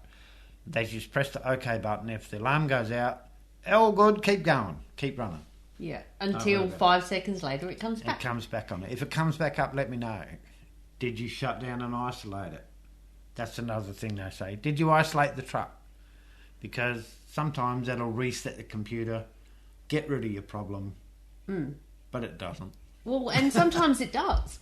Crazy. And it's like your mobile phone. A lot of times, if it's playing up, you shut it down and isolate it. I say that all the time. But if you spilt red wine on it, like I did once, and I shut it down and isolated it, she never came good again. So You didn't press OK. yeah, but these are workshop terms that you might hear, especially if you're driving cat trucks. Yeah. Okay it out, does it okay away, Yeah. blah, blah. And if you've got electric trucks, it's pretty much shut it down and isolate it. Yeah, that's it. So, which means going down the bottom, Yeah. and running back up. That's So, right. yes. Yeah. And then we come into a bit more people stuff.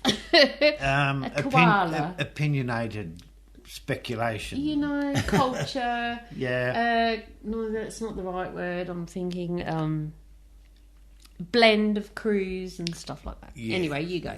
Yeah. You have different little cliques in a crew. Like you'll see these mob hang around together, and that mob hang around together, and that mob hang. I'm a bit of a moth. I go from one to the other. So you're at the lighting plant. No, I never go behind. You're a lighting. butterfly. A butterfly. You flit That's from better. crew, Yes, I group like to that. group. I do. I don't assimilate with just one group of people. But you have the koalas. They're the protected species. They get what they want. They get their easy jobs. They get a bit of an early knock off and Get trained on stuff. yeah, they're the koalas. And then you have the purple circle. The purple circle, that's a whole group of koalas that hang around together, and they all do nothing, or they all do everything. Well, they'll do a little bit for a bit, Yeah. and then they all have a rest. Yes, that's right. Yeah. And a lot of them koalas are also seat covers, and that's the person who's usually in the passenger seat of the boss's car. Yeah. Yes, koalas, seat covers. And when you see one of these koalas driving around with the boss, what do? Oh, Yeah. a bit of love going on over there. A bit of brown nosing. Bit of brown nose. Or there'll be, they might call up and say, I'll come pick you up or whatever. And, you know, and then that's when it'll happen. And you'll also hear the kissing noises if someone saying, like we saw earlier, oh, you've done that before. Oh, yeah. Pretty to watch. And then you hear, and it doesn't mean that they think you're on with that fella or nothing. It just means that they're going, oh, yeah, you know, because you're being nice. Yeah, even if a fella, you're not on with that fella, really. Yeah, true. Yeah. Us girls, yeah. So but they're the sort of things, and because we're out there for a long time, remember, we're there for 12, 13 hours. Yeah. So we're going to get us through, but you've still got to keep it within reason, there are lines, there are definite lines, and some people step over them, and some supervisors allow it, others don't, and then when the bosses come, remember the yeah, well then the two ways is absolutely perfect. Yes. Everyone is giving positive POSCOMs is another one. POSCOMs, positive communication. Oh yes, Grader 6. You're all clear to come around truck 5 on the right hand side. Yeah. And you know that everyone's going, this is so funny because we're all being so professional. Yes. And then they'll do their quick drive around and say, oh, great, POSCOMs. Yeah. Keep it up. Or they'll say nothing and just fuck off. Yeah. Yeah. Or they'll say, call up the supervisor or catch you at the crib up. We need to talk. You go, uh-oh. Shit's going down. Yeah. Oh, dear. Something I heard at this one time band camp that I hadn't heard was having a blow. Have you heard that one? Oh, yeah. Yeah, but the context of that is... Shut up. I'll just come across your face. You know, the context... And because that's what I was like, what did you say? And this was the supervisor said it to me when I first started it at this band camp. Just having a bit of blow. If you need a blow, just let us know. We'll sort it out. But what they meant was if you get fatigued, if you need a rest, if you're crook, if you're this or you're that. Yeah. If you need a blow, just let us know. Yep. I was like, okay. I really was taken aback. And I'd been doing it for a lot of years when I first heard that one. So, yes, there you go. That's right. Yeah. And church on Sundays. Church on Sundays, beer o'clock. Beer o'clock, This basically. is what we're having now. Cheers, Baz. Cheers. Yes. I like this one. Are you expecting visitors? Yeah. You see another truckie or a grader or whatever. Mainly trucks.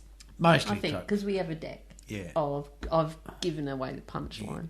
I've got to water my dick. Deck. Yes, because on your truck you have your ladder access lights, stair lights, what do you want to, your deck light. And some people forget to turn them off day shift or night shift, doesn't really matter. No. Yeah. Because when you go from night shift to day shift, it's still dark sometimes. And you drive around with your lights on and people call you up and say, you're expecting visitors. Why? What? You've got your front porch light on. Oh. Yeah, the front porch light. You know, you over for your front door. Yeah. And it depends on the switches as well. So, and sometimes you can see the ladder light, and depending on what truck you're driving, sometimes you can't see it, so you don't even know. And some of the switches are upside down, and sometimes they're off when they're up, and they're off when they're down. But that's because they're two-way switches. The one on your dash, you might be saying it's off, but the one downstairs is saying that it's on. Yes, because you could... Good. Oh, that's why. See, you're always learning. Number one of Mumsie's, Mad Mumsie's number one tips. I've got lots of number ones. Always learning, no matter how long you've been doing this shit. Because you can leave your ladder light on, which is logical, when you're coming off your truck and you're going down the 14 steps or whatever it is, to the bottom, and then there's a little toggle switch. That you can switch it off. And you can switch it off or just leave it on. Or you could turn it on to go up. Yes, and then turn it off when you get up there. And so, therefore, when you're in the cab, it goes both ways. Yes. It goes both ways. Yeah, oh, my AC/DC. God. You are still training me. I'm still training her. Cheers, that's awesome. I love that bit. That's cool. Okay, I expect... All right. Something is following you. Oh, yes. And this is a very discreet way. That's a carton. It's also a carton. But it's a discreet way. Yeah, of letting your dozer or your grader know that they've got their rippers on the ground and they're tearing great marks in the road. So you call them up and say, hey, something's following you, and they look at the back and they see, oh, shit. Yeah. That's a carton. I've done that when I was learning the grader. Oh, yeah. Yep. And then I remember I went from... It was weird when I was going from loader to grader, because I'd pull up in the loader and think, I've got to put my rippers down. There's no rippers in the loader, you dickhead. I have seen a loader with rippers. Oh, really? Yeah, you rip it and then come back and then bucket it out. What is it called? A backhoe? No, it's like when you're fixing soft spots in the road. You rip it and then you box it out. But what do you rip it with if you're in a loader? It had rippers on the back. Oh, it had... Oh, yeah. right. Oh, okay. Yeah. Right. So you rip the soft spot, and then you come out, and then with your bucket you box it out. And then you load. go there and get dry dirt and put it back in. Yeah. And then do a bit of kiwi back blading to make it look pretty. Bit of a kiwi push. Because there's no graded operator within Kiwi. That's right. They're always too busy chasing spillage. Yeah. Okay, let's keep going. You've got a passenger. You've got a passenger. That means on your deck. Well, that's when I had a passenger. Oh, okay. If you call up and say you've got a passenger, not you tell someone else you've got a passenger. Or they've got... You'd think they'd know. But yeah. It usually means there's a rock somewhere. Usually on the headboard of the truck. Ah, right. You got a passenger. Or I would call, if I was in the loader doing cleanup, I would call the truckies and say, bit of a mess over here. Looks like some of your passengers have thrown their kids overboard. That's good. I haven't heard that one. And then go and clean it up. But normally it's a rock on your headboard or something like that. Or if you've got a cherry on top, you've got a big rock sitting up on top of your road. Take it easy because it might fall off. Going around the left-hand corner or right-hand corner because it might fall off. There's different names for rocks? Yes. Yeah, there is. Depending on the size of it, you could have a bundi, which is a fair-sized rock, or you could have a ghoulie or a gibber, which is just all rocks, all sorts of rocks. Bar fridge, that tells you that's a pretty big rock. Yeah. Or you could have a small car or a Volkswagen or a Troopy or something like that sitting on your back. That's a big rock. That's a big rock. I remember one of the band camps said that the bass drum was 120 tonne in one piece of rock going up the ramp. And then shrapnel, of course, is small rocks, stuff just spread out across the road and the ramps. People going too fast around the corner. And that actually can be problematic because underneath your shrapnel, normally you've got a glassed off ramp, and that it's like marbles, and that's where trucks lock up their tyres and skid and lose bits of rubber. And then you get the tyre fitter driving around saying, there's a lot of rubber on the road, we need to get this road fixed up. So then the grader has to come and rip it legally with his rippers down. Yeah, without no carton. Without something following him. Yeah. Yeah, and fix the road up, yeah. A fly rock? Fly rock, oh, nasty stuff. That's usually after blast, which we all get evacuated for the blast anyway. 99 times out of 100 you will never see a blast. But on the odd occasion where it's on the far side of the pit and the crib hut is outside the exclusion zone, you can watch a blast go off. But fly rock is all the top rock that gets blown really, really high and really, really far, and it could be 500 metres away from the blast. Which is why most sites have 1,000 metre exclusion zone. Yep. I was just testing you. I was in a toilet once at band camp one time. Did you have shrapnel? And there was no... and I didn't take the kids for a swim. And I wasn't settling. I was probably settling the dust, we'll say. And fly rock come on the thing. Yeah. And I've been... So clearly we weren't far enough away and we should have been moved. Yeah. Or, I don't know, the wind or whatever. But I remember a few times you're standing there and you can hear the countdown of the blast, 10 seconds till blast, blah, blah, blah. And then someone will throw bloody rocks up on the veranda of the crib up where you are. Like, oh, and you jump, and then everyone goes, got ya. Bloody mongrels. I know a band camp over on the other side of the world. A guy had been on holidays. He was the shot firer. He'd been on holidays, and when he came back from the Big Smoke, he brought his brand new car with him. And in those days, it was like, if you had to go in the pit, you just took your car in the pit. So he went and parked up the top and then jumped in the mine vehicle, went down and tied in the blast and all that sort of stuff, and then they drove away and firing in 10 seconds, fire on, boom! And when he went back to get his car, there was a hole in his bonnet the size of a wheelbarrow because a fly rock had landed and buried his Hemi motor 6 foot underground. So, wow. And that was at the top of the pit, and they were 100 metres below. So fly rock isn't always small. No, it's not. Yeah, that's depends if it's sitting right on top of the hole. Yeah, it'll fly. Yeah, and usually straight after a blast, graders straight down, dozers clean loaders, off ramps, do everything, and open up the roadways. We wait for the blast and get told, oh, all right then, we'll go back to work. Yeah. We like a good blast. Us truckies. Last in, first out. Yes, yeah, that's it. At blast time, anyway. Cat poo. Cat poo. Same thing, but it's usually what comes off the back of a cat truck. Yeah, caterpillar yeah, truck, because they have gear changes as opposed to electric trucks which just go up the ramp. That's right. Trucks will hunt from second to third, first. Yeah, that's right. You've got to lock them down. And you're meant to lock them down. Lock them into first gear so that you don't change gears going up the ramp and putting cat poo on the ramp. And grader drivers don't like They hate cat poo. Yeah, and they say... Here's a good segue. Have you got a bit Coffee great.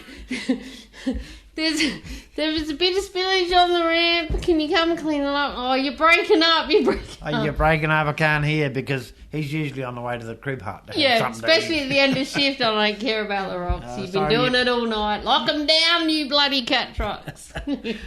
Yeah, sorry, you're breaking up. What about hold on to your wobbly bits? Oh, I do that all the time. Oh, you mean at work? Okay. If you're under a digger or a shovel or something and they've got a big rock that they want to put in your truck, they'll say something like, get your teeth together or hang on to your wobbly bits because this is going to hurt. Yeah. So, yeah, brace yourself, hands on the steering wheel, push back against the seat, feet on the floor. Don't turn your head. Breathe in and wait. Relax. And some of them are really gentle and you don't even know it's gone in. So yeah. I kind of liken it to when you go to the chiropractor and you know they're going to crack your neck and they say, just relax. Yeah. And you're like, so I can't relax because I know you're going to smash my head that way any second, and it's kind of like that. Yeah. But I've also said, hold on to your wobbly bits to people that want to come on our floor or up on the dump or whatever, and it's really rough. Yep. Or the water car. Oh, just come in and hang on to your wobbly bits, especially if you've just gone into a new area and it hasn't been graded or whatever. Guts. So basically that's what it means. It's rough as guts. Hang on. It's passion fingers and get your Leatherman out. Passion fingers. We have a lot of people who have passion fingers. Some of them are very pedantic and they will pick the slightest thing wrong with the machine and say, copy fitter, got this wrong. Or maybe they're doing something wrong or there's a folding machine, but they break it. They pack it up. Just someone who and then they always ends up in something that breaks. Yeah, and they jump on another machine and that breaks. And so, sometimes that freaking happens. It does. You just have a night where you're talking to the fitters all night. Yeah. I haven't even been on my channel. I've been on your channel all night. Yeah. So, yeah, we all know what passion fingers means, don't we? We do. Yeah. Yes, a person who breaks everything they touch is what I have written down. Yeah. And get your Leatherman out. Yeah. please break the diggers so we can have a rest. Yeah, about or Passion 5:30. Fingers is accused of always having one. It's a multi-purpose tool, much like a Swiss Army knife, because a Leatherman is actually a brand, Yes. isn't it? Yes. Yes, and a lot of people do have them in mind. Multi-purpose tool. It put holes in hydraulic hoses. It can cut electrical wires. Cut lines, yeah. Unscrew It can put a hole in a stuff. tyre. Yeah. Yeah. So when we're getting a bit doughy on nights, you've got get your Leatherman out, will Leatherman you? out, yeah. That bloody digger's never going to break. Yeah, rip off a quick tip or a gum guard or something. Yeah. Park up for a bit so you can have a sleep. Yeah. Oh, here's one. I'll see you on the ground. That's when someone wants to play games and they want to run a load out on the dump, or they want to tip it crooked or tip it on top or tip it short, and the dozer operator says, I'll see you on the ground. Yeah, but he's only I have seen it happen where machines have pulled up and they've got out and someone goes, calls up the supervisor, you better get down there. Yeah. Oh, God, what? But that's what it means. So deal with it. Yes. So if someone says, I'll see you on the ground, or at least wait till you get to the crib hut. It could be, I'll see you at the crib hut, or I'll see you at the bike rack out the back of the shed, or something like that. Yeah, or I'll catch up with you later, or whatever. Yeah. But that's what it means. No such thing as a stupid question. That's true. Until you ask it. No. It should be true. No, it's not. Until you ask it. No, because... I've seen many questions get shot down in flames and no answer was given. Yeah. And you think, well, that was Because that's what I was about to say. There's no such thing as newbies, greenies, trainees, even people learning... experienced people learning new machinery. Yes. There is no such thing as a stupid question. You may get a stupid answer, but there is no such thing as a stupid question because you want to know something. And if you don't know... And if they know and go, oh, that's so simple, because they already know. Yeah. But you and don't, therefore that's a stupid answer. That's the stupid answer. Yeah. There is no... If you don't know something, ask a question.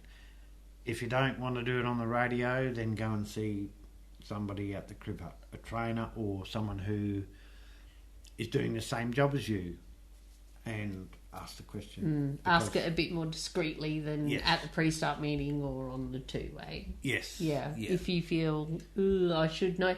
And I find, I feel like I've got stupid questions all the time. The answers that are stupid. Oh, but... my challenges, I guess, are when it's something I've been doing this for so long, I should know the answer to this. So therefore, I shouldn't answer because I'm meant to know it. The common response is, I'll get back to you. I'll get back to you. Yeah. I'll get back to you. I'll get back to you. That means... that I'll take that on board. I'll take that on board. That means quite simply that they've never been asked that question before and they really don't know the answer. And this is what Sean said when he first in the interview. Bandmaster or the drummer? No, Sean, the Underground, Sean and Shifty. I'll leave a link to that episode in the show notes. And they came from Underground to an open cut mine, and we sat down right here in this donga and had a chat about their underground mining journey and then the differences between the both. And he said when he first went underground, he was asking stupid questions all the time. Yeah. Because he didn't know. And then it came out that this one time, a couple of them at the pre-start or whatever said, yeah, well, I don't know that either. Why do we do it that way? Or why is it like that? Exactly. And they didn't know either, and they never even thought to ask, and it ended up getting changed. So, yeah. Well, as a trainer assessor, I have a lot of questions posed to me. And if I don't know the answer, I will say, I'll look that up for you. I don't know. Quite honestly, I don't know. I'll go and look in the manual, or I'll call a workshop and I'll find out. Yeah, and if it's about the truck. If it's about the truck, yeah. If it's about the mining, like dumping or loading or whatever, if it's part of the truck operation, I can probably answer that. But if it's why do they do that, then I'll say I'll refer you to the digger operator or the dozer operator, and they will be able to tell you. Yeah. They'll elaborate because they know why they're doing it, because the boss told me to do it. Yeah. Yeah. So you go and see the boss and say, can you explain why that's happening? And if you get a stupid answer, then you could say, how am I supposed to learn? Yeah, or if you get different answers too, which will happen a lot. Oh, for sure. Because everybody does something different or believes that they're right. Yeah. But just take it all on board and then do it your way. Yeah. Within the SOPs. Oh my God, we got to keep going because I got to go to bed. Yeah. You're right, you can go to work. I'm going to bed too. What was that? Are your ears painted on? What? Are your ears painted on? Oh, sorry, you're breaking up. Have you got your ears on, Baz? Have you got your ears? I'm going to go to bed soon. Yeah. Okay, so that obviously... means, are you listening? Obviously, that's our next point. Did you like that? I did. I like that. Your ears painted on. You got your ears on? You will hear your ears painted on a lot. A lot. When you say, have you got your ears on, that sort of getting someone's attention. Hey, got your ears on truck 69? Or when somebody tells you something and you do like the other left. Perfect example, Baz. What do they get? Your ears painted on. Yeah. What? You're breaking up. You're breaking up. Yes. Oh, Trip time. They always hear that. You always hear that. Park up. Yeah, park them up. Yeah. Well, actually, no, sometimes they don't. And keep going and you're sitting there waiting for them. Okay, so you said you hadn't heard this one, but are you backing up your 5 trailers? So in a dump truck, we're meant to go, wah, turn around behind the digger really close, within the SOP, blah, blah, blah, and get in quick. And if someone turns out real far, and you'll get this even in the bus. Yes. If someone's driving the bus and they're doing a real wide turn and then they're slowly back and back and someone's saying, what are you backing in your trailer? Your 5 trailers there? Baz or whatever. So, yeah. Yep. You have heard that. I do, but not 5 trailers. It's not 5, maybe 3. Normally it's, what are you waiting for, an invitation? Waiting for an invitation. That's a good one that's not on here. Yes. We're going to touch on this, maybe a little bit politically incorrect, but you'll hear it. You will. And it is. You will. And it goes along with fairy piss. So we'll talk about fairy piss first. But I take that, you know me, I love angels and fairies and stuff. And so that's when it's a little bit of rain, but the dots haven't joined up yet. On the windscreen. So that's fairy piss. Yep. And now we're going to talk about puff to dirt. Puff to dirt. Fairy piss is when you get spots and then you get dust and your windstains. Just hurry up and rain, would you? And that usually happens. That usually happens when you're digging puff to dirt, because puff to dirt, it's got no guts. It's unstable. It's just messy. It's your topsoil. Actually, it's the level below the topsoil is your puff to dirt. You don't even have to blow it up. It's just soft and puff to dirt. There's no rocks in it. I'll edit this and make this acceptable enough. Yeah. But it is something that you're going to hear. Oh, for sure. And what it means is that you need to know when you're in puff to dirt, because if there's puff to dirt up on the dump and that's what you're backing up on with a fully loaded truck, you're probably going to sink. The tip head might crack and pull away. They might get you to dump short. There might even be a JSA because you're in puff to dirt, but that will not be in the JSA. They won't call it that. No. They will call it topsoil or red dirt or something. So quite often though they'll dump all the puff to dirt on one dump. Yeah, they without tend to mixing do it. Yeah, because as or use it for sheeting.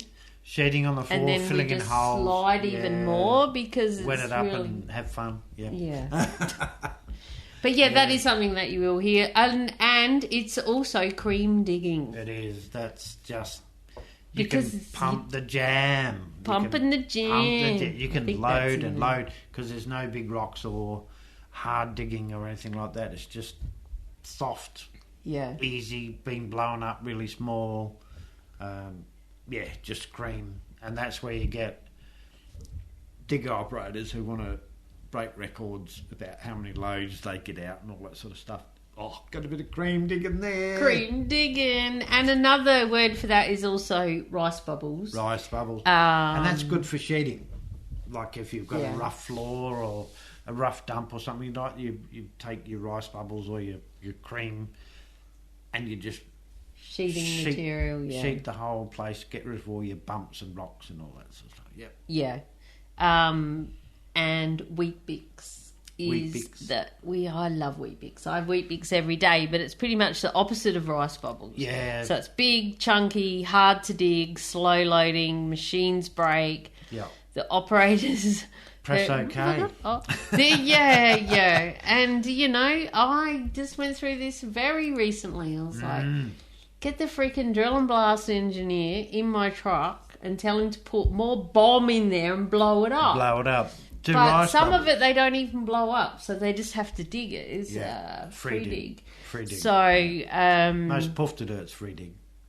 Because you don't have to blow you don't mind puff to dirt free dig, but you don't like big... It's your Wheat Bix and your Volkswagen. Or they've actually done a blast and it should be blown up more. Yeah. And it takes a lot. And that's when we get things like the Volkswagens on the corner and and harder than a bull's head. A digger driver told me this one. It's hard digging. And, it stuffs up the machines too. The diggers. Sure. Don't worry about it getting in the truck and not smashing us around. Yeah. But the teeth and they can actually blow boom. Yeah, stress. The boom cracks. They can actually blow hoses because the amount of hydraulic pressure that's being pumped into the hose to get the machine to do something, and the machine's not doing it, it'll blow a seal in the hose. Yeah, righto. Yeah. It's kind of like holding your breath and going... Yeah, because it's pushing oil in. Did you see that? You can't see it. You can't see it. We'll do a video. Pushing the oil into the hose because the pump's still, and you're still like that. Yeah. And where's it going to go? Yeah. To the weakest point. Yeah. Blow out the seal. Oh, right. And then that's when we get asleep. That's when we get asleep. Yes. The digger's down. Yeah. And I will keep moving on here. Only as good as your worst truckie. Yeah. If you've we got... kind of touched on that before. Yeah. If you've got 6... Now, you guys as greenies, trainees, newbies... you're going to be a lot slower. You are going to be slower while you're learning it. So, we're not saying you're the worst truckie, but once you've got a bit of experience and you're running around the same as everybody else, there's always some people who don't follow the SOP and travel. They go faster. They might even throw it in angel gear or something and roll down the ramp. But then you'll get those who are a little bit more cautious and do everything by the book, something like, I don't know, your friendly trainer assessor or something like that. And he can be called the worst truckie on the circuit because he's so slow, but he's safe, following duty of care, following the SOP. Yeah. And that will determine the dig rate of the digger, whether they dig lots of dirt or they dig not so lots of dirt. And also there's some truckies that are always pulling up for a pee, or they're always got their passion fingers out and calling up the workshop. There's always something going on, or they're just lazy. They fall asleep when they're meant. How many times do you see people falling asleep on the when you're in a lineup waiting to get loaded? Yes, yeah. And that's another whole issue as that's well. Right. Yeah. So, or they're just having a bad day, or they really don't like that digger driver tonight, or the dozer driver, and I'm going to run it out, and I'm going to I'm going to back in slow because you're an asshole, because you threw rocks at me, or whatever. Like, so that can be the worst truckie can be for a variety of reasons. Exactly right.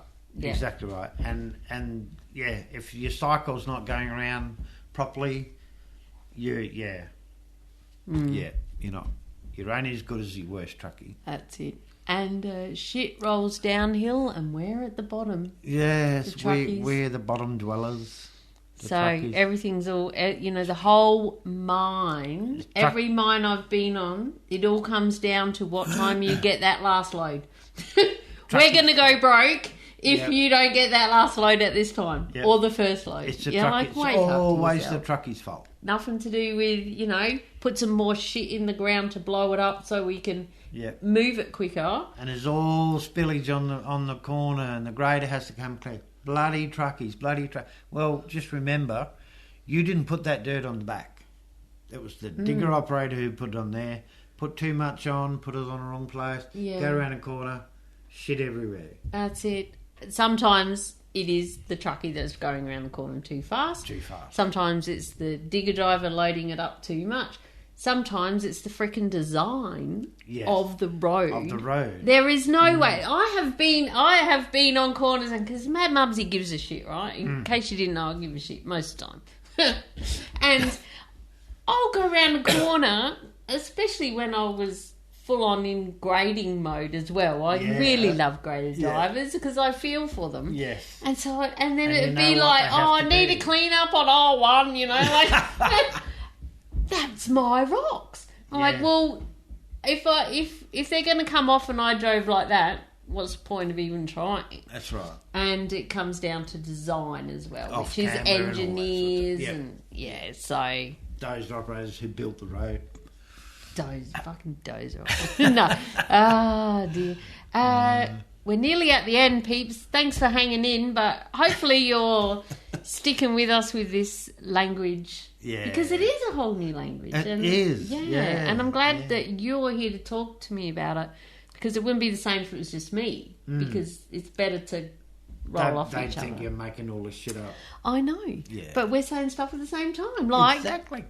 The other fucking crew. Oh my God. The other fucking crew. That always fuck up. There's a song. I need to add that in the show notes. Note to editor.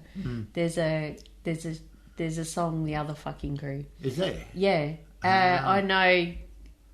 This one time at band camp, this old fella used to play it all the time on the two-way. Hold the two-way handle on, and he had it on his phone back in the day when you used to have your phones. Yeah. I used to play "We Gotta Get Out." Oh yeah, that's the miners' anthem. Yeah. Because there's always a better place to go. Anywhere. So the other fucking crew are the people that are there when you're not, pretty much. All three of them. Because it's the ones you swap out day, night shift. Yes. And then it's also when, like, tomorrow, I go to work. Mumzie is the other fucking crew. Yeah. And tomorrow I go to work to see what the hell they've done while we've been away for 7 days. We made a mess. It's crap. So, yeah, that's the other thing. They always set you up, the other crew, the lighting plants aren't in the right spot, and the trucks aren't where they said they were, and all sorts of things. So be aware of that. They say there are no surprises. That's why we have good pre-starts and stuff. There are no surprises. How many times you're driving around going, oh, that road's shut? Yeah. Okay, no one told us that. Someone didn't tell me that. Back in the day closed. at band camp. Yeah. Oh. Yeah. Well, and that is also called on the dark side. Oh, on the dark side. The dark side. Or it can be your crew, but on the other side of the mine. Yes. Yeah. So we don't have a dark side at the moment. We have a retirement village, because that's where all the old people work. Oh, and you're not there? I'm not there. I'm not old. Oh, my God. Oh, okay, yeah. Moving on. Compared to them. Compared to them. Oh, dear. Yeah. So, a shit show. It's a brothel down here. Yeah. And a clusterfuck. Yeah. Which is apparently... all of the above. Everything's gone wrong. So it's a bloody shit show everywhere. Yes. Because of the other fucking And group. it's like a brothel down here. Yeah. Yeah. That's it. So you'll hear that a lot. Everything, it's the fuck. Yeah. Yeah. And then we'll just quickly touch on these, and then we'll be done. But it's about when you're getting loaded by the digger, shovel loader, whatever the machine is, wherever you're working. But you'll hear a love tap. Yeah. So they've just touched the side of your tray. It might be hit by the digger, like the actual teeth and stuff, or it could be a rock, or no, love tap is when they actually the touch machine you. Touch. Yeah. Oh, didn't see you there. Sorry. Yeah. Oh, see, didn't know there was a You've already put 2 buckets in me. How could you not know I was there? Yeah. and it's good when they call up and say, copy truck, whatever. Are you right in there? Or if they know you right in there, mate. Or, oops, sorry, you know the voice. That's and right. If you're not, always make sure you speak up and say, and they'll have to come down. Don't move your truck. Get them to see what's happened, because shit does happen. Yeah. People can and do get hurt, and it might be the digger. There was a machine failure that made the bucket fall down on your tray. Yep. That's not anyone's fault. It's just shit happens. That's right. But it needs to be take pictures and recorded and all of that. So. Sometimes a big rock will fall off the bucket and land on your dovetail, which is the back of your tub, and it'll actually lift the front of the tub off the truck, and then of course it's going to go bang down. Oh my God. And straight away the digger operator will be on the radio and say, "Are you okay? Everything all right?"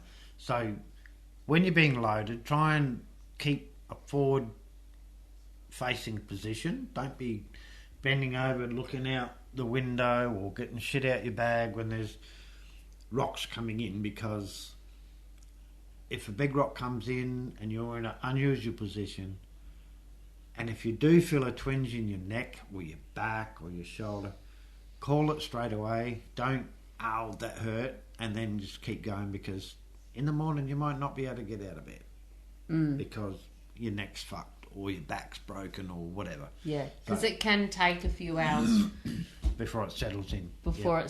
And it does happen a lot, and that is why we were saying things like about rice bubbles and wheat bix. That's right. And why wheat bix costs companies a lot of money. Yes. And why it's so important we need rice bubbles. We need rice bubbles. We need rice bubbles all round. Please drill and blast, people. Rick, my Twitter driller, dude, get onto your people. Hey, what happened there? Oh, yes. Yeah. He right. listens, so he'll. And so all they're going to do is put their drill holes closer together. Oh, yeah. But, and then they fill them up, and then that blows it up. Yeah. That works. But then they'll get told they did it. They got to do it by pattern as well. They get paid by the metre. Yeah. Why wouldn't they do it?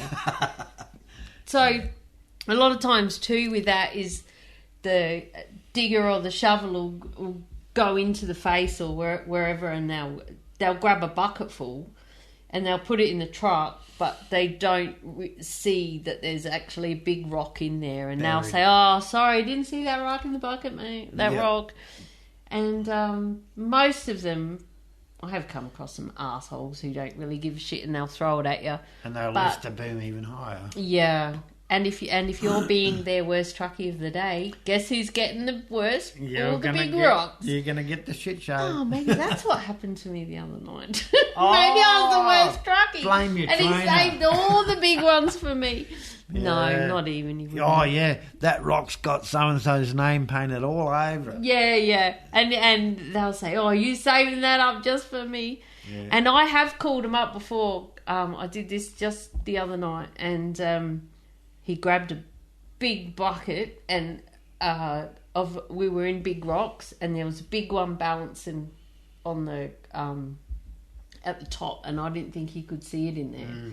And I called him up. I started my turn, and I did half my turn, and I stopped, and I said, "Can you?" Because I'd already been smashed a few times that night. I was on watching these rocks, and I said to him, "Can you see that rock at the front of your bucket?" He goes, "Yeah, I can, but it should fall down the clam. It should be all good." I'm like, right-o, and I'm driving in, and that's what he said. There's a fair bit of fines in with it. Yeah, And the rock on top would then sit on fire. But it was at the front edge of the top, and all I could see when I did my turn was this big rock, first bucket. I'm thinking, you're fucking joking, aren't you? Yeah. I don't want that. I don't want that, because what they are meant to do is put a bucket or two of fines, like the smaller stuff, before they put the big stuff in. But it's hard for them if there's all big stuff. If you don't see it. If there's no little stuff, or they don't see it. Or they don't see it, which is what we're at. That's when you do a loop. Yeah. Drive around, let the next truck go in. Yeah, but you might end up with the worst one. Oh. Yeah. I'll do another loop. You don't know? Yeah, I'm not coming back. I'm just going to go and clean the windshield. Yeah, I'll just go to the crib up. Clean my pants. Yeah. And we might finish with this one, which is... Swap you out. Put that truck in the go line. Grab your gear. Grab your gear, get out. You're not cutting it. And get out. And don't always assume you've done something wrong and you're about to get a pineapple, which was our first one. How's that for a good tie back? Yes. Awesome. Like we said, you might just be needed elsewhere, or someone else needs that truck. Yes. Bloody trainers, they want the best stickies in. Of course we do. So, yeah. Get out of that truck, get in this one. Yeah, I know which has got the best seat now. Yeah, they have a list. Yes. That's the go. So, if you have any that you can think of that we need to share, please leave a comment. And if you end up at our band camp, because we're at the same band camp, just come and see us. Say good day. Everyone knows Mad Bazz. Mad Bazz. And Mad Mumzie. It's funny, they don't call me that on crew. Yeah.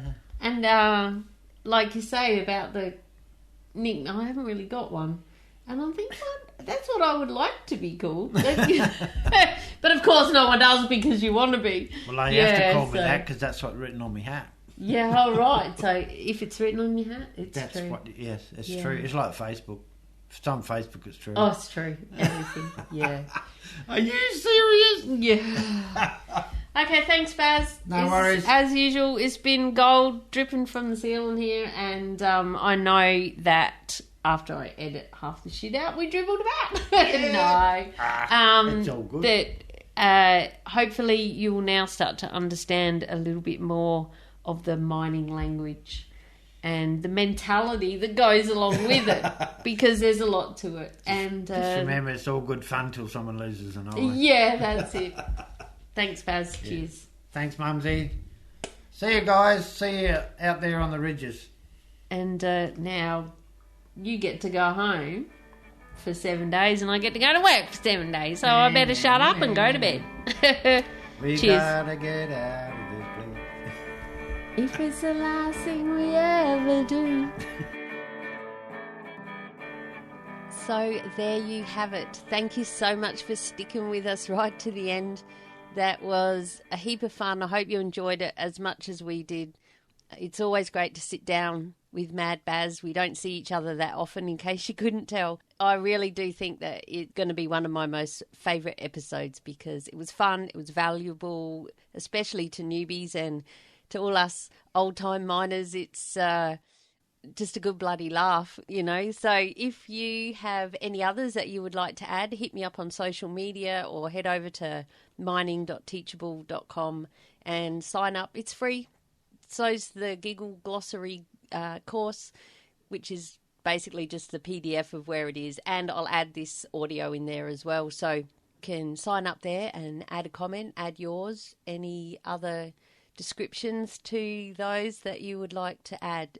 No names, please. Remember, it's one time at band camp. So thanks so much for listening. The show notes for this can be found at madmumzie.com/beers44. That's the number 44. And remember, if you haven't already, or continue to, please share with your mates. The easiest way probably to share with your mates is grab their phone, find their favourite podcast app and search Beers with a Miner, subscribe them, and then hit play on the latest episode. And I hope you've done that as well. If you haven't, make sure you do, and you'll never miss an episode. So thanks so much for listening. Until next time, stay safe, be real, be special, and have fun. For we only live once. Cheers.